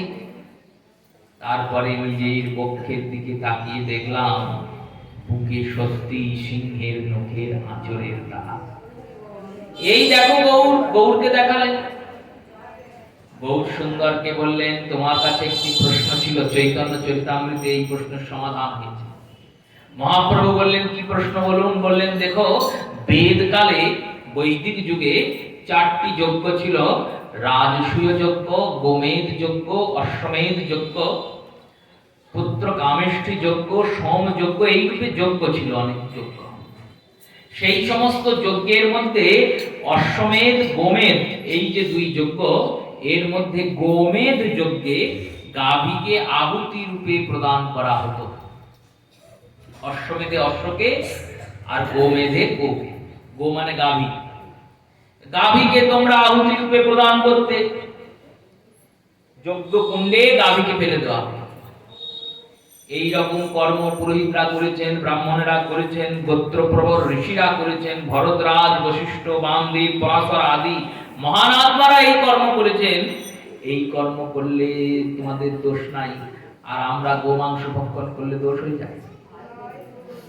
গৌর সুন্দর বললেন, শাস্ত্রের জ্ঞান সম্পূর্ণ জানার জন্য নিজে অনুধাবন করে কোনোদিন শাস্ত্র জ্ঞান উপলব্ধ হয় না।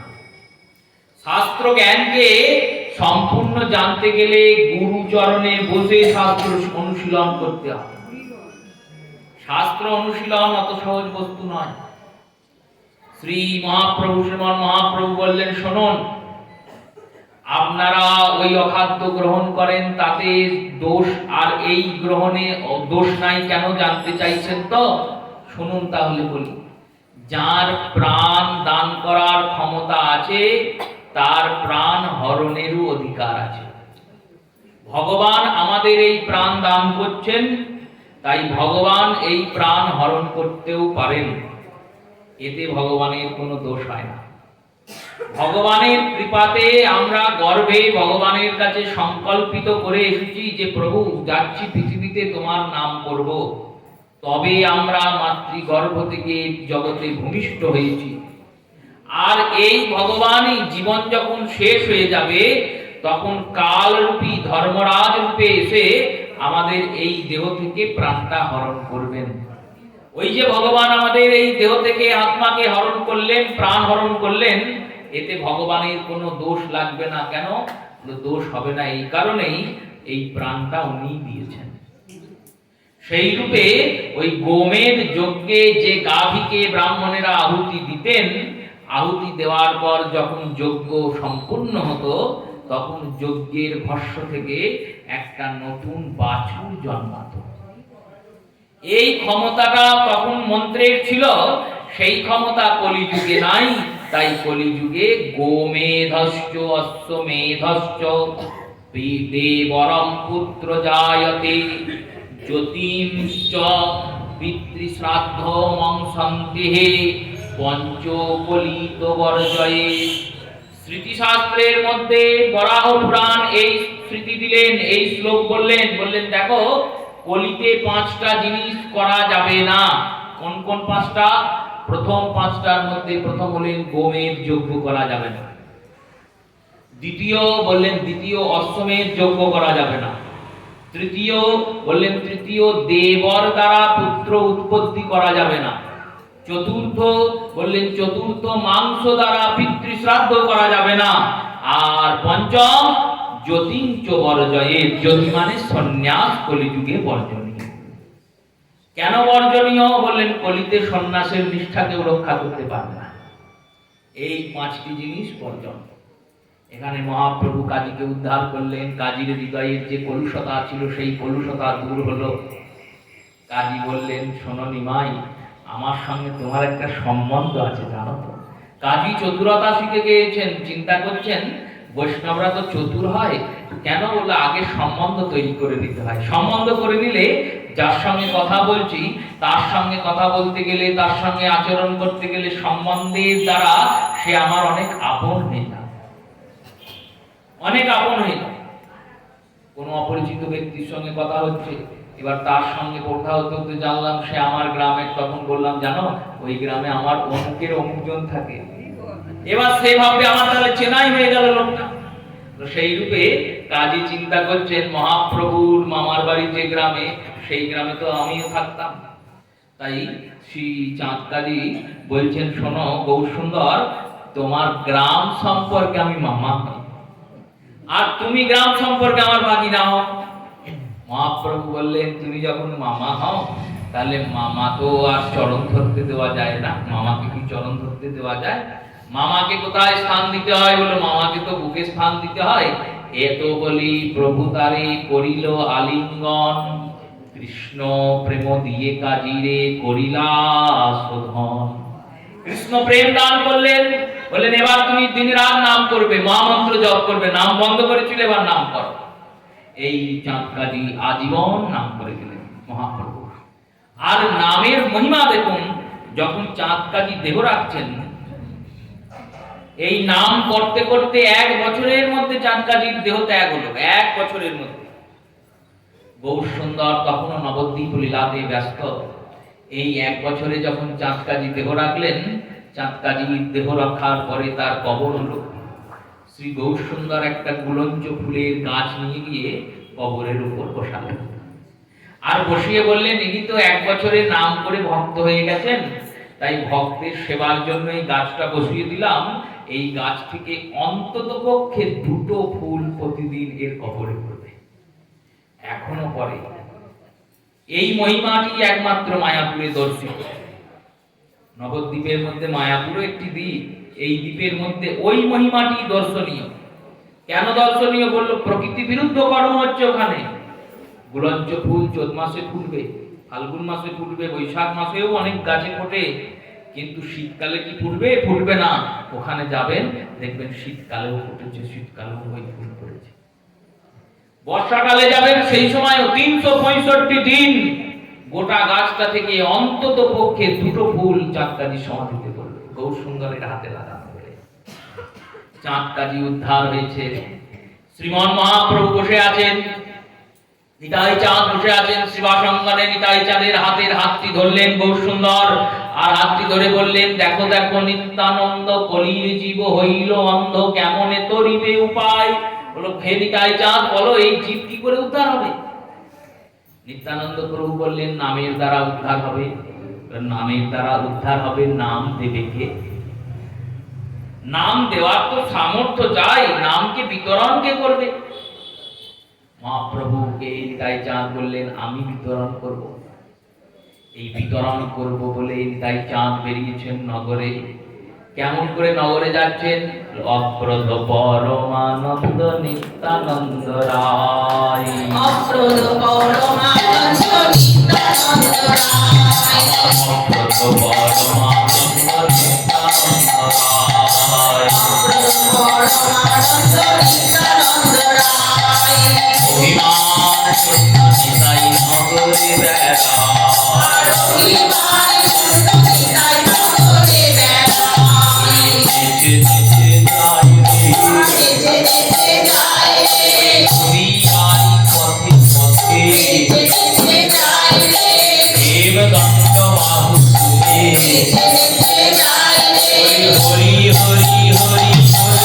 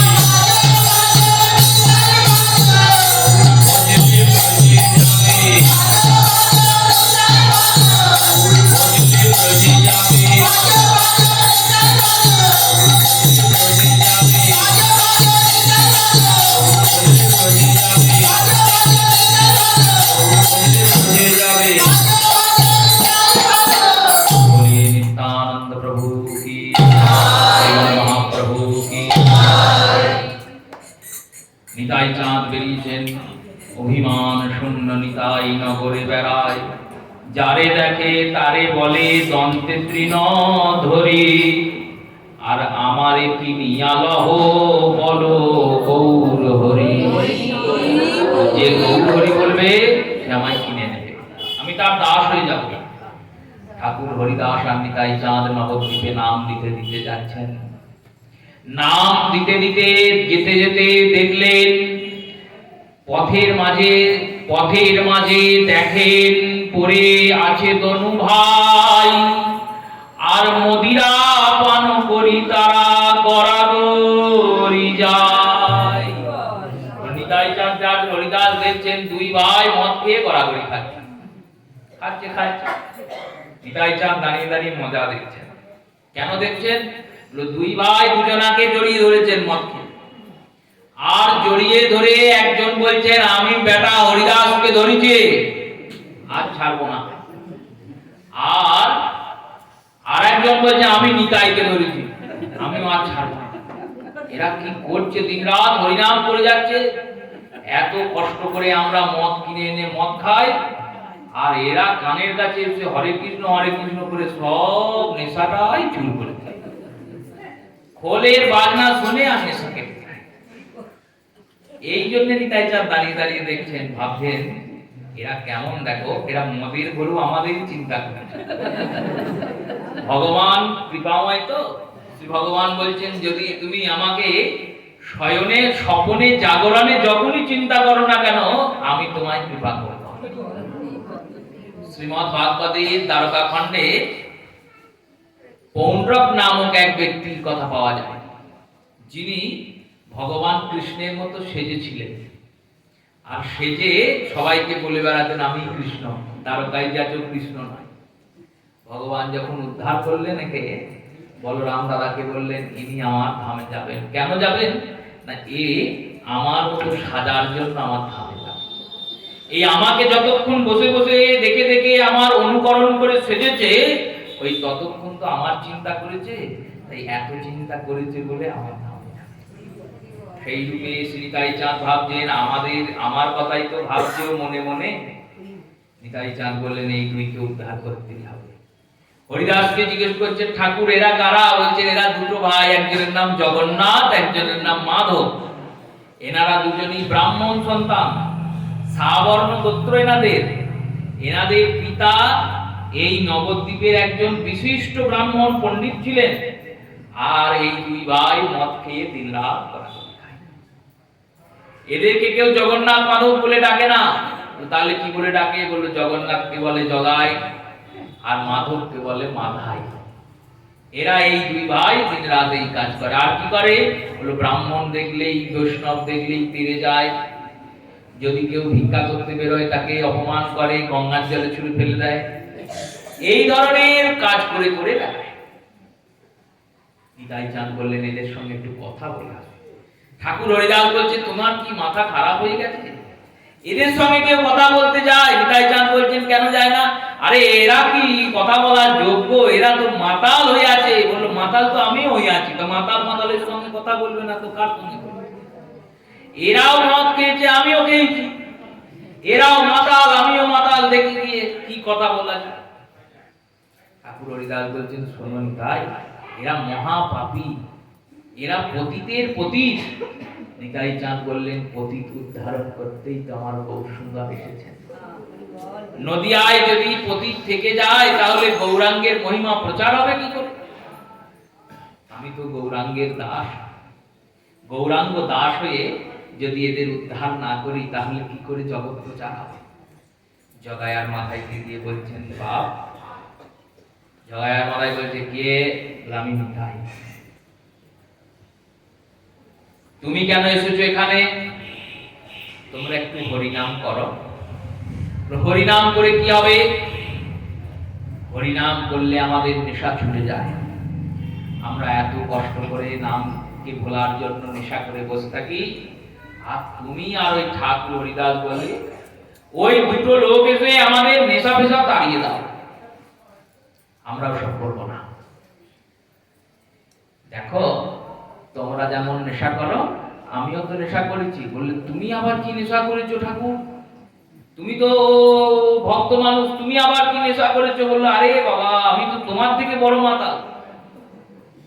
তোমরা কি মদ খেয়েছো? তোমাদের মদের নেশা কতক্ষণ থাকে? বললো, কেউ জগাই বলছে 2-3 ঘন্টা তো থাকেই ভালো মদ হলে। নিতাই চাঁদ বলছেন, আমি তার থেকেও ভালো মদ খাই, আমি 24 ঘন্টায় নেশায় থাকি।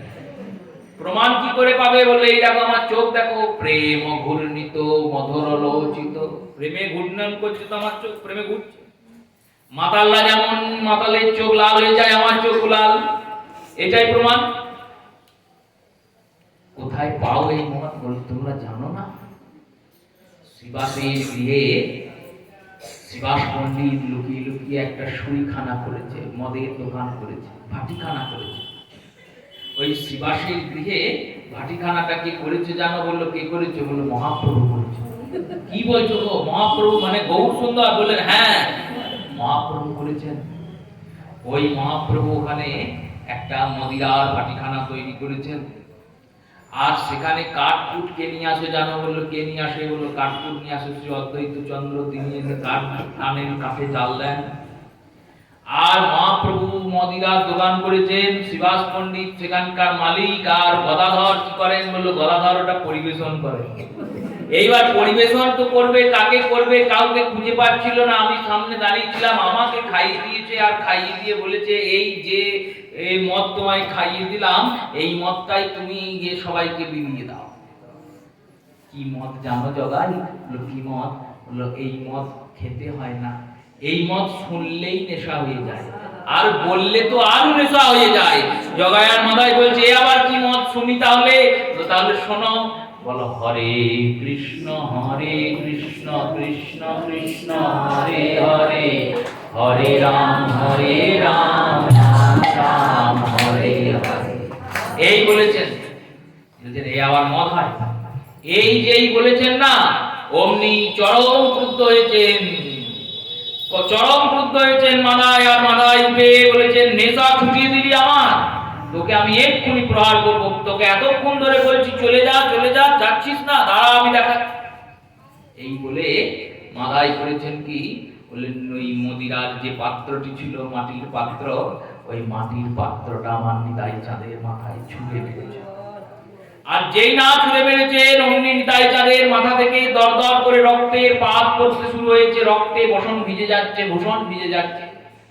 আর নিতাই চাঁদ কি বলছেন? নিতাই চাঁদ বলছেন, মেরেছো মার আবার খাবো, একবার তোমরা হরি বলো। মেরেছো মার আবার খাবো, একবার তোমরা হরি বলো। বলো, মেরেছো মার, বেশ করেছো, আবার মারো, আবার খাবো, তবু তোমার পায়ে পড়ি, একবার জগাই হরি, একবার হরি বলো। জগাই ভাবছে, এরকম লোক তো আগে দেখি নাই।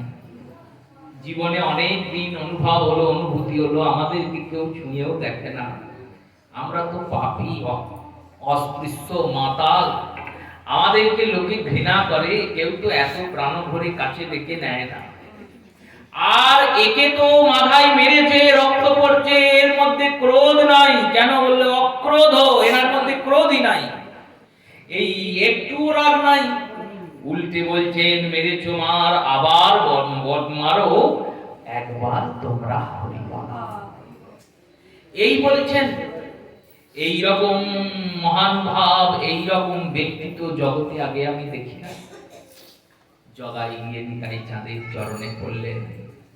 নিতাই চাঁদকে বলতে লাগলেন, হে দয়াল, হে নিতাই চাঁদ, কৃপা করুন, আমার ভাইয়ের অপরাধ নিয়েন না। এই নিতাই চাঁদের মাথায় যখন কলসির কানাটা মেরেছেন, খবরটা ছুটতে ছুটতে ঠাকুর হরিদাস নিয়ে গিয়েছেন শিবাসের মঠে। শিবাস অঙ্গনে মহাপ্রভু ছিলেন। মহাপ্রভু শ্রবণ করে ছুটতে ছুটতে এসেছেন শিবাস অঙ্গন থেকে।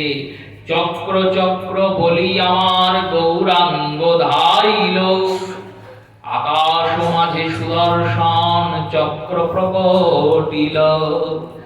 চক্র চক্র বলে যখন মহাপ্রভু ছুটেছেন, তখন ওই আকাশের মাঝখানে সুদর্শন চক্র এসে দাঁড়িয়ে পড়েছে। সুদর্শন চক্রের দর্শন করছেন সবাই। মাদাই দেখছে, জগাই দেখছে, সবাই দেখছে চক্রের মাঝে অগ্নিস্ফুরণ হচ্ছে, আগুন ঝরছে। আর সেই আগুন ঝরা দেখে জগাই গিয়ে মাদাইকে বলছে, মাদাই তুই এক কাজ কর, ভালো করে চেয়ে দেখ, যাকে আমরা গৌর সুন্দর বলে দেখছি তিনি তো গৌর সুন্দর নয়, তো তিনি কে না? দেখ রে মাধাই, দেখ রে চেয়ে, এ তো শুধু গৌর নয়, দেখ রে মাধাই, দেখ রে চেয়ে। ওই গোরার রূপের মাঝে কৃষ্ণ বরণ দেখা যায়, দেখ রে মাধাই, দেখ রে চেয়ে। ভালো করে চেয়ে দেখ, গৌর সুন্দরের রূপের মাঝখানে আমার মুরলীধর গোবিন্দ গিরিধার। এখনো যদি চিনতে না পারিস তাহলে আর উদ্ধার হবি না মাদাই, যা গিয়ে ওই গৌরের চরণে। গৌরাঙ্গ সুন্দরের চরণে এসে মাদাই যেই না পড়েছেন, মহাপ্রভু সরে গেছেন, বললেন তোমাকে চরণ দেবো না। তুমি যদি আমায় মারতে তাহলে তোমায় ছেড়ে দিতাম, তুমি আমার প্রাণের নিতাইকে মেরেছ। মাদাই দেখছেন তাহলে কি আমার উদ্ধার হবে না? নিতাই চাঁদের করুণা দেখুন।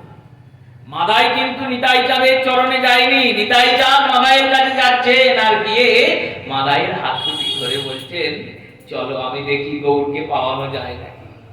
গৌরের চরণে গিয়ে বলছেন, প্রভু তুমি যদি একে কোল না দাও, তুমি যদি একে চরণ না দাও তাহলে যাবে কোথায়?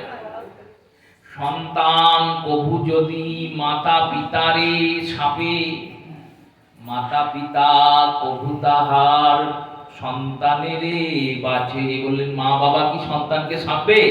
যদি জননী সন্তানের সাপে, সেই সন্তান কভু কি বলহিত বাঁচে? সন্তান কি বাঁচবে? বাঁচবে না। তো তাই সন্তানকে যেমন পিতা মাতা ক্ষমা করে দেন, তুমি তো জগৎ পিতা গৌর, তুমি তো জগৎ মাতা, এই পাষণ্ডিদের ক্ষমা করে দাও। তুমি যে বলেছিলে রামাদি অবতারে ক্রোধে নানায় অস্ত্র ধরে, করিতেও সুর সংহার, আর এবে অস্ত্র না ধরিবে, প্রাণে কাউকে না মারিবে, হরিনাম করিবে প্রচার। হরিনাম প্রচারের জন্য তো তুমি এসেছো, হরিনামের প্রচার করার জন্য তোমার আগমন।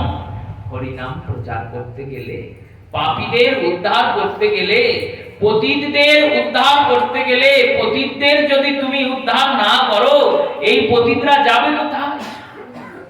নিতাই চাঁদ হাত ধরে নিয়ে গিয়ে মাদাইকে গৌরের চরণ দিলেন। এখানে মহাজনরা, মহাত্মারা সিদ্ধান্ত করলেন, দেখো যদি গৌর চরণ পেতে হয় নিতাইকে আশ্রয় করো, নিতাইয়ের চরণ আশ্রয় করো। যারা অযোধ্যায় থাকেন, শ্রীধাম অযোধ্যায় রামনগর রামচন্দ্রের ধাম, তারা দেখা হলেই কথা হলেই বলেন রাম রাম। কেন? রামের নগর। যারা ব্রজে থাকেন, মথুরায় থাকেন, তারা দেখা হলেই কথা হলেই বলেন রাধে রাধে, রাধারানীর নগর। আমরা কোথায় আছি? আমরা গৌর মণ্ডলে আছি। বলে তাহলে কি বলবো? গৌর বললেন না, গৌর বলবো না, আমরা দেখা হলেই বলবো জয় নিতাই। কেন? নিতাই চাঁদ আমাদের অতি কাছে, এই নিতাই পারেন গৌর চরণে নিয়ে যেতে। তাই নিতাই চাঁদ ওই জগাই আর মাধাই দুজনাকে গৌর চরণ দিলেন। মহাপ্রভু দুজনাকে তুললেন, আলিঙ্গন করলেন। গৌর সুন্দর জগাই মাধাইয়ের সব পাপ হরণ করে কালো হয়ে গেলেন, কৃষ্ণবর্ণ হয়ে গেলেন গৌর সুন্দর। আর কালো হওয়ার পরে জগাই আর মাধাই বলছে, প্রভু আমরা তো জীবনে বহু পাপ করেছি, জগাই মাধাইয়ের মতো পাপী জগতে কেউ নাই। কেন? বললেন আমরা ব্রাহ্মণ হয়ে মদিরা পানের মতো মহাপাপ করেছি। এই মদিরা পান মহাপাতকের উঠছে, মহাপাতকের কোনো প্রায়শ্চিত্ত বিধি নাই। 5 প্রকারের পাপ হয়, এই 5 প্রকারের পাপের মধ্যে মহাপাপ হচ্ছে সবার উপর। এই মহাপাপের উপর হলো মদিরাপান। মদিরাপান সম্বন্ধে শাস্ত্রে বলা হলো, যদি একটা মদের বোতলকে 1 বছর গঙ্গার জলে ভিজিয়ে রাখা হয়, তবুও সেই গঙ্গার জলে ভিজে থাকা সত্ত্বেও সেই বোতলটা পবিত্র হবে না। এবার যার দেহে এই সুরা গিয়েছে, মদ গিয়েছে, সে কি করে পবিত্র হবে? মদিরাপান এতটা ভয়ঙ্কর পাপ, এ পাপের কোনো প্রায়শ্চিত্ত নাই। ব্রাহ্মণ ব্রাহ্মণত্ব হারায়, মানুষ মনুষ্যত্ব হারায়। এই মদিরাপানের মতো মহাপাপ করেছি। শ্রী বৃন্দাবন দাস ঠাকুর নিজ চৈতন্য ভাগবতে বলেছেন, এনারা গোমাংস ভক্ষণ করেছেন। এই রকম মহাপাপ ব্রাহ্মণত্ব আমাদের নাই, মনুষ্যত্বও নাই। বহু বৈষ্ণব অপরাধ করেছি, কি করে এই পাপস্খলন হবে? পাপের স্খলন কি করে হবে? পাপই তো আমরা বটি, এত পাপ করেছি। গৌর সুন্দর পাপস্খলনের পন্থা দিলেন, সেই পন্থাতেই আমরা হাঁটবো, সেই পন্থাতেই আমরা চলবো। মহাপ্রভু বললেন, সর্ব পাপস্খলনের একটাই পন্থা। কি পাপ স্খলনের পন্থা জানো? বললেন, কি পন্থা প্রভু? একবার কৃষ্ণ নামে সর্ব পাপ ক্ষয়, আর 2 বার কৃষ্ণ নামে হয় প্রেমের উদয়। কৃষ্ণের নাম করো, এই মহামন্ত্র নাম করলেই পাপস্খলন। মহাপ্রভু বললেন, তোমরা এক কাজ করবে, প্রথমে সংকল্প করবে। কি সংকল্প? আজকের পর আর মদিরা পান করব না। আগে এই সংকল্প করো।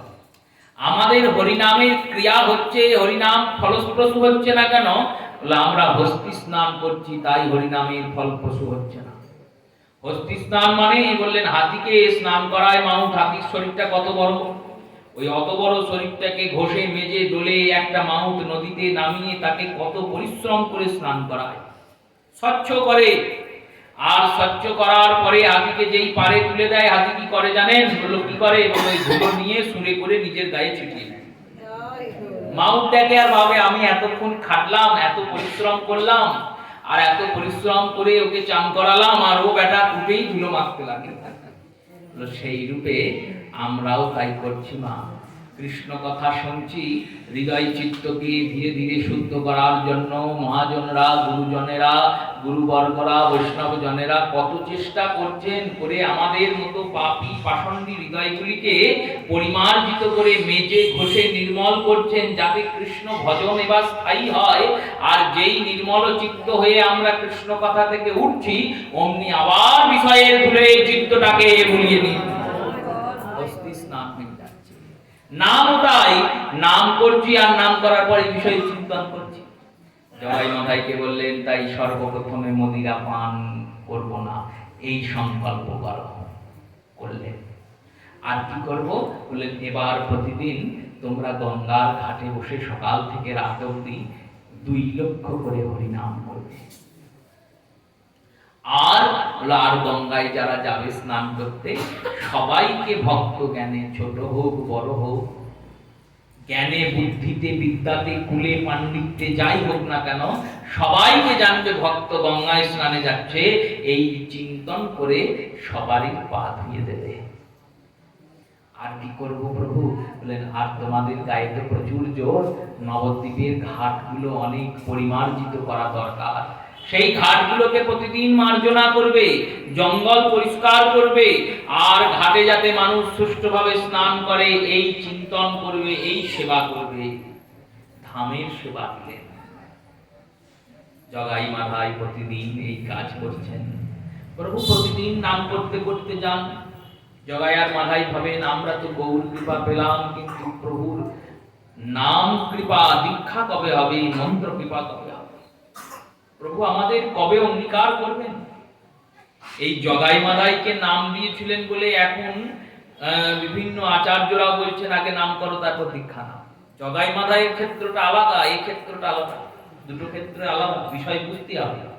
আমরা এখানে হরিকথা শুনছি, এখন যে পোশাক পরে, এই গরমের পোশাক পরে শুনছি, তো গরম দিনে যে পোশাক পরা হয়, এবার এই সময় ভারতবর্ষের হিমালয়ে যদি কোথাও কথা হয়, সেখানে কি এই পোশাক পরে শোনা যাবে? পরিস্থিতি অনুযায়ী স্থান পাল্টিয়ে গেল, যেই পরিস্থিতি পাল্টিয়ে গেল, অমনি মানুষের চিন্তা, মানুষের আচরণ পাল্টিয়ে গেল। যে ওষুধটা 80 বছরের বৃদ্ধকে দেবো, সেই ওষুধটা কি 8 বছরের শিশুকে দেওয়া যাবে? যাবে না। স্থান, কাল, পাত্র অনুযায়ী ধর্মের পরিবর্তন হয়। যদি পরিবর্তন না করো তাহলে গোড়ামি হয়ে যাবে। তাই জগাই মাধাই 1 বছর ধরে এই কাজ করছেন। গৌর সুন্দর প্রতিদিন হরিনাম করেন। 1 বছর পর হঠাৎ নবদ্বীপের নাগর শ্রী গৌর সুন্দর শ্রী নদিয়া বিহারী সুরধ্বনির তীরে উপস্থিত হলেন। জগাই আর মাধাইকে বললেন, শোনো জগাই, শোনো মাধাই, তোমাদের হৃদয়ের যত মলিনতা ছিল সব দূরে গিয়েছে। এইবার তোমাদের কৃষ্ণ মন্ত্র দান করব। প্রভু নিজ বদনে জগাই মাধাইকে কৃষ্ণ মন্ত্র দিলেন। আর কৃষ্ণ মন্ত্র দান করে সবাইকে ঘোষণা করে বললেন, শোনো, আজ থেকে নবদ্বীপে যারা জগাই মাধাইয়ের নিন্দা করবে তারা আমারই নিন্দা করবে। কেন? বললেন, আমি অঙ্গীকার করেছি জগাই মাধাইকে। গুরুদেব কৃষ্ণ রূপে করেন গ্রহণ, কৃষ্ণ তারে করেন সদা, শিষ্য যাহা দীক্ষা কালে করে আত্মসমর্পণ, কৃষ্ণ গুরু রূপে তারে করেন আত্মগ্রহণ। বললেন, শিষ্য যেই গুরুচরণে আত্মসমর্পণ করে অমনি শিষ্যকে গুরু স্বরূপ কৃষ্ণ তাকে গ্রহণ করেন। তাই জগাই মাধাইকে যারা নিন্দা করবে তারা আমারই নিন্দা করবে, আর জগাই মাধাইয়ের যারা জয় দেবে তারা আমারই জয় দেবে। এইরকম পাপী তাদের জয়ধ্বনি করা হয় পাঠকীর্তনে। জয় জয় জগাই মাধাই, চাঁপাল গোপাল জয় দেবা। এই জগাই আর মাধাই মহাপুণ্যাত্মা হয়েছে। নবদ্বীপ চন্দ্র গৌর সুন্দর এই রূপলীলা দর্শন করছেন। এই রূপলীলার আস্বাদন করাচ্ছেন এক বিপ্র ব্রাহ্মণ। সকালবেলায় নদিয়া নাগর গৌরকে ধরলেন আর ধরে বললেন, শোনো মহাপ্রভু, শোনো নিমাই, আমি কাল সেবা সঙ্গনে গিয়েছিলাম, তুমি দরজা বন্ধ করে কেন নাম করো? মহাপ্রভু বললেন, এই মহামূল্য নাম, মহামূল্য সম্পদ সবারই কি অধিকার আছে?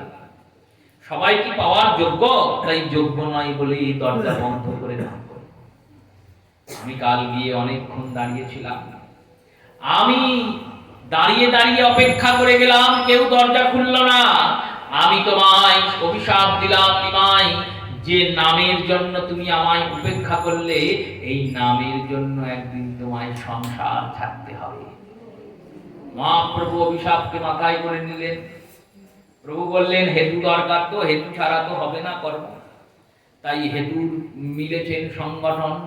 নিতাই চাঁদকে ডাকলেন, ডেকে নিতাই চাঁদকে, প্রাণের নিতাইকে হাতে হাত ধরে বলছেন, পিপিলক খাইলাম কপ নিবারিতে, কমিল না কপ বাড়িল তারিতে, আসিলাম আমি জগৎ উদ্ধারিতে, উদ্ধার হইল না তাই বসিলাম নাসিতে। বললেন, শোনো পিপিলক, ওষুধ খেলাম কফ নিবারণের জন্য, কিন্তু ওষুধের দিয়ে কফ নিবারিত হলো না, উল্টে আরো বেড়ে গেল। জগৎকে উদ্ধার করার জন্য আমি এলাম, জগৎ উদ্ধার হলো না, তাই আমি জগৎকে নাশ করতে বসলাম। কি করে নাশ করবে? বললেন, সন্ন্যাসীরে কেহ না করেন তারণ ভৎসন, সন্ন্যাসীর সিদ্ধান্ত সবে করেন গ্রহণ, অতএব মুই মনে করি আস, বেশ ঘুচাইয়া মুই করিব সন্ন্যাস। বললেন, এই সন্ন্যাসীকে কেউ অবজ্ঞা করে না, সন্ন্যাসীকে কেউ অস্বীকার করে না, তাই সন্ন্যাসীর সিদ্ধান্ত স্থাপনের জন্য আমি সন্ন্যাস গ্রহণ করব। কোথায় সন্ন্যাস গ্রহণ করবে? বললেন, ইন্দ্রাণী নিকটে কাটুয়া নামে গ্রাম, তথায় আছেন কেশব ভারতী শুদ্ধ নাম, তথা মোর সন্ন্যাস হইল সুনিশ্চিত, মোর বই জানিবে মোর পঞ্চভৃত্য। বললেন, ইন্দ্রাণী নামক পরগনার নিকটে কাটোয়া নামে একটা ছোট্ট গ্রাম আছে। সেই গ্রামে কেশব ভারতী নামক এক সন্ন্যাসী বাস করেন। তার কাছে আমি সন্ন্যাস নেব, আর এই ঘটনা আমি ছাড়া আমার 5 জন ভৃত্য, 5 জন অনুচর, 5 জন ভক্ত জানবে। কে কে জানবে? প্রথম জানলে তুমি দাদা। নিতাই চাঁদকে বললেন, তুমি একজন। গদাধরকে জানালেন, আর বললেন আর চন্দ্রশেখর আচার্য, এনাকে জানালেন। আর বললেন আর মুকুন্দ নামক দাস, মুকুন্দ সরকারকে জানালেন, মুকুন্দ দাসকে। আর বললেন আর ব্রহ্মানন্দ গিরিকে জানালেন। এইরূপে 5 জন জানলেন। প্রত্যেককে বললেন আমি সন্ন্যাস গ্রহণ করব। ধীরে ধীরে সেই মাঘ মাসের আগমন শুরু হলো। শ্রী চৈতন্য চরিতামৃতে একটি পংক্তি হয়েছে সন্ন্যাস বিষয়ক। পংক্তিটিতেই সন্ন্যাস লীলা সম্পূর্ণ করেছেন শ্রীকৃষ্ণদাস কবিরাজ গোস্বামীপাদ। বলেছেন 24 বৎসর শেষে যেই মাঘ মাস, সেই মাসে প্রভু আমার করিলেন সন্ন্যাস। 24 বৎসর পার হয়েছে।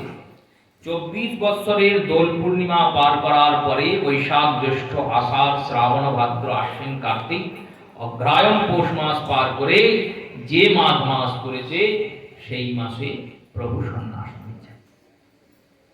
বৃন্দাবন দাস ঠাকুর এই সন্ন্যাসের তিথি, সন্ন্যাসের সময়কাল বিষয়ে কিছু লেখেননি। চৈতন্য মঙ্গল রচয়িতা লোচন দাস ঠাকুর লিখলেন, মকর লৌটে কুম্ভ এলো হেন কালে, ভারতী মন্ত্র দিল হেন বেলে। মকর লৌটে, মকর শেষ হলো, কুম্ভ এলো। মকর রাশি শেষ হলো, কুম্ভ রাশির আগমন হলো। এবার মকর রাশি মাঘ মাসে হয় আর কুম্ভ রাশি ফাল্গুন মাসে হয়। এই রূপে যদি ওনার গণনা অনুযায়ী তিথি ধরা হয়, তাহলে তো হিসাবে মাঘ মাস পার হয়ে ফাল্গুন চলে যাবে। এই রূপে শ্রী 3 স্থানে সন্ন্যাসের তিথি নিয়ে বিরাট মতবিরোধ আছে। রাধা বিনোদ নাথ চৈতন্য চরিতামৃত রচয়িতা, তিনি স্পষ্টীকরণ করেছেন সাল অনুযায়ী যে 27 মাঘ সন্ন্যাস হয়েছিল। মাঘ মাসের 27 তারিখে মহাপ্রভু সন্ন্যাস নিয়েছিলেন। দ্বন্দ্ব হতে পারে মনে, এখানে আমরা পয়লা মাঘ কেন সন্ন্যাস করি? এখানে তো পয়লা মাঘ সন্ন্যাস হয়, কাটোয়া সন্ন্যাসস্থলী যেখানে সন্ন্যাস নিলেন সেখানে পয়লা মাঘ হচ্ছে। আর রাধা বিনোদ নাথ লিখলেন 27 মাঘ করেছিলেন সন্ন্যাস। এখানে সন্ন্যাস উৎসব পালিত হয় না, তাহলে সন্ন্যাস স্মরণ উৎসব পালিত হয়। সন্ন্যাস স্মরণ উৎসব আর সন্ন্যাস উৎসবের মধ্যে ভেদ আছে। কিরকম ভেদ? কোনো ব্যক্তি মারা গেছে, তার ছেলে শ্রাদ্ধাদি করছে। এবার শ্রাদ্ধাদি করার পর যখন বাৎসরিক শ্রাদ্ধ হবে, তখন বাৎসরিক শ্রাদ্ধটি কি অনুযায়ী হবে? বললো ওই ব্যক্তির মৃত্যুর তিথি অনুযায়ী বাৎসরিক শ্রাদ্ধ হবে। কেউ হয়তো অষ্টমী তিথিতে মরেছে, এবার তার 10 দিন বা 15 দিন পর শ্রাদ্ধ হবে। তারপরের বছর ওই পক্ষের ওই অষ্টমীটা যবে আসবে তখন তার শ্রাদ্ধ হবে। 2-3 বছর পরে যখন আর কেউ শ্রাদ্ধ বাদ্য করে না, সব ভুলে টুলে যায়, তখন আর তিথিটা মনে রাখবে না ডেটটা মনে রাখবে? তখন আর তিথি মনে থাকে না, তখন দিনটা মনে থাকে। অমুক দিনে আমার বাবা মরেছিল, অমুক দিনে আমার মা মরেছিল। তখন তিথি মনে রাখে না, দিন মনে রাখে। এই দিবস মনে রেখে যে কর্মটা হচ্ছে, এটা কি ঠিক হচ্ছে? বললো ঠিক হচ্ছে। কেন? বললো এটা স্মরণ চিন্তন হচ্ছে। শ্রাদ্ধাদি করা যাবে না, স্মরণ করা যাবে না। কেন শ্রাদ্ধ করা যাবে না? বললো তিথি তো নাই, আমাদের শাস্ত্র তো তিথিতে চলে, দিনে চলে না। সেই বছর মাঘী পূর্ণিমা 27 মাঘ পড়েছিল, সেই অনুযায়ী সন্ন্যাস হয়েছিল। আর এই সন্ন্যাস স্মরণ উৎসব পয়লা মাঘ কেন করা হয়? বললো দেখো, মকর লৌটে কুম্ভ এলো হেন কালে, এর যদি দ্বিতীয় পংক্তির ব্যাখ্যা করা হয়, মকর লৌটে মানে মকর শেষ হলো, মকর শেষ হচ্ছে, মকর রাশি শেষ হচ্ছে চিন্তন যেমন, তেমন মকর সংক্রান্তি শেষ হচ্ছে আর তার পরের দিন পয়লা মাঘ আগমন করছে, তাই পয়লা মাঘ করা হয়। মকর সংক্রান্তি তো পৌষ সংক্রান্তি। এই রূপে সন্ন্যাস তিথিকে আমাদের চিন্তন করা হয়, ধারণ করা হয়, সম্মানপূর্বক অনুষ্ঠান করা হয়। কোন গ্রন্থকারী প্রভুর সন্ন্যাসকে বিস্তারিত বলেননি। কেন? বলেন সন্ন্যাসী গৌর আমাদের আরাধ্য, সন্ন্যাস লীলা আমাদের শ্রবণীয়, কিন্তু সন্ন্যাসটা নিলেন প্রভু আমাদের জন্য ওই সন্ন্যাসের বিরহ বেদনা যাতে ভক্তদের হৃদয়কে স্পর্শ অধিক না করে, তাই ভক্তদের হৃদয়কে শান্ত রাখার জন্য সন্ন্যাসীর উপর অধিক বক্তব্য কোনো গ্রন্থকার রক্ষা করেন নাই। সেই গৌর সুন্দর সন্ন্যাস স্থির করলেন। আজকে আমাদের গৌর কথা এখানেই বিশ্রাম হচ্ছে। মহাপ্রভুর অশেষ করুণায় এই শরীরটার দ্বারা একটা গ্রন্থ রচনা হয়েছে। গ্রন্থটার নাম হচ্ছে সাধ্যের সাধন। গ্রন্থটাতে আপনারা ভজন ক্রিয়া সম্বন্ধে নিত্য ভজন ক্রিয়া দেখুন। দীক্ষা আমাদের সবারই হয়েছে, কিন্তু কিভাবে ভজন করতে হয়, নাম করতে হয়, তিলক গ্রহণ করতে হয়, কিভাবে আচমন বিষ্ণু স্মরণ আদি করতে হয়, প্রাতঃসন্ধ্যা কিভাবে করতে হয় আমরা অনেকেই জানি না। সাধক কণ্ঠমালা বলে একটি গ্রন্থ আছে, নবদ্বীপে প্রাপ্তি হয়, তার মূল্য অনেক।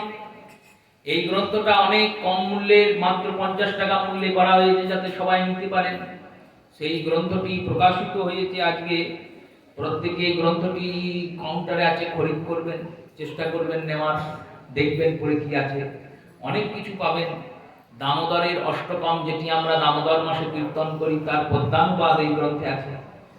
যে মহাপ্রভুর স্তোত্র প্রতিদিন পাঠ হচ্ছে, সচিতনয় অষ্টকম, তার সঙ্গে নিত্যানন্দ অষ্টকম, অদ্বৈত অষ্টকম, সরগোস্বামীর অষ্টকম, আর এর সঙ্গে এর একটি বস্তু যেটি কোথাও পাবেন না, সেটি হচ্ছে রাধাকান্তের ইতিহাস পাবেন, মধুপণ্ডিত গোস্বামী পাদের ইতিহাস পাবেন। এই গ্রন্থটি ওখানে বিক্রয় করা হচ্ছে আজ থেকে। প্রত্যেকে আবেদন নিবেদন থাকলো, প্রত্যেকে গ্রহণ করার চেষ্টা করবেন। যে রূপে আমরা গৌরাঙ্গ সুন্দরের কথায় মেতে উঠেছি, সেইভাবে যাতে গৌরচরণে অবিচল ভক্তি থাকে, এই অভিলাষ গৌরচরণে রক্ষা করে প্রত্যেক শ্রোতা মাতা ভক্ত বৈষ্ণব চরণে প্রণাম পূর্বক গতকাল শ্রী হরিকথা অবসর দিলাম। শ্রী গুরু প্রেমানন্দে শিবাধিকারী গোরা গোরা গোরা গোরা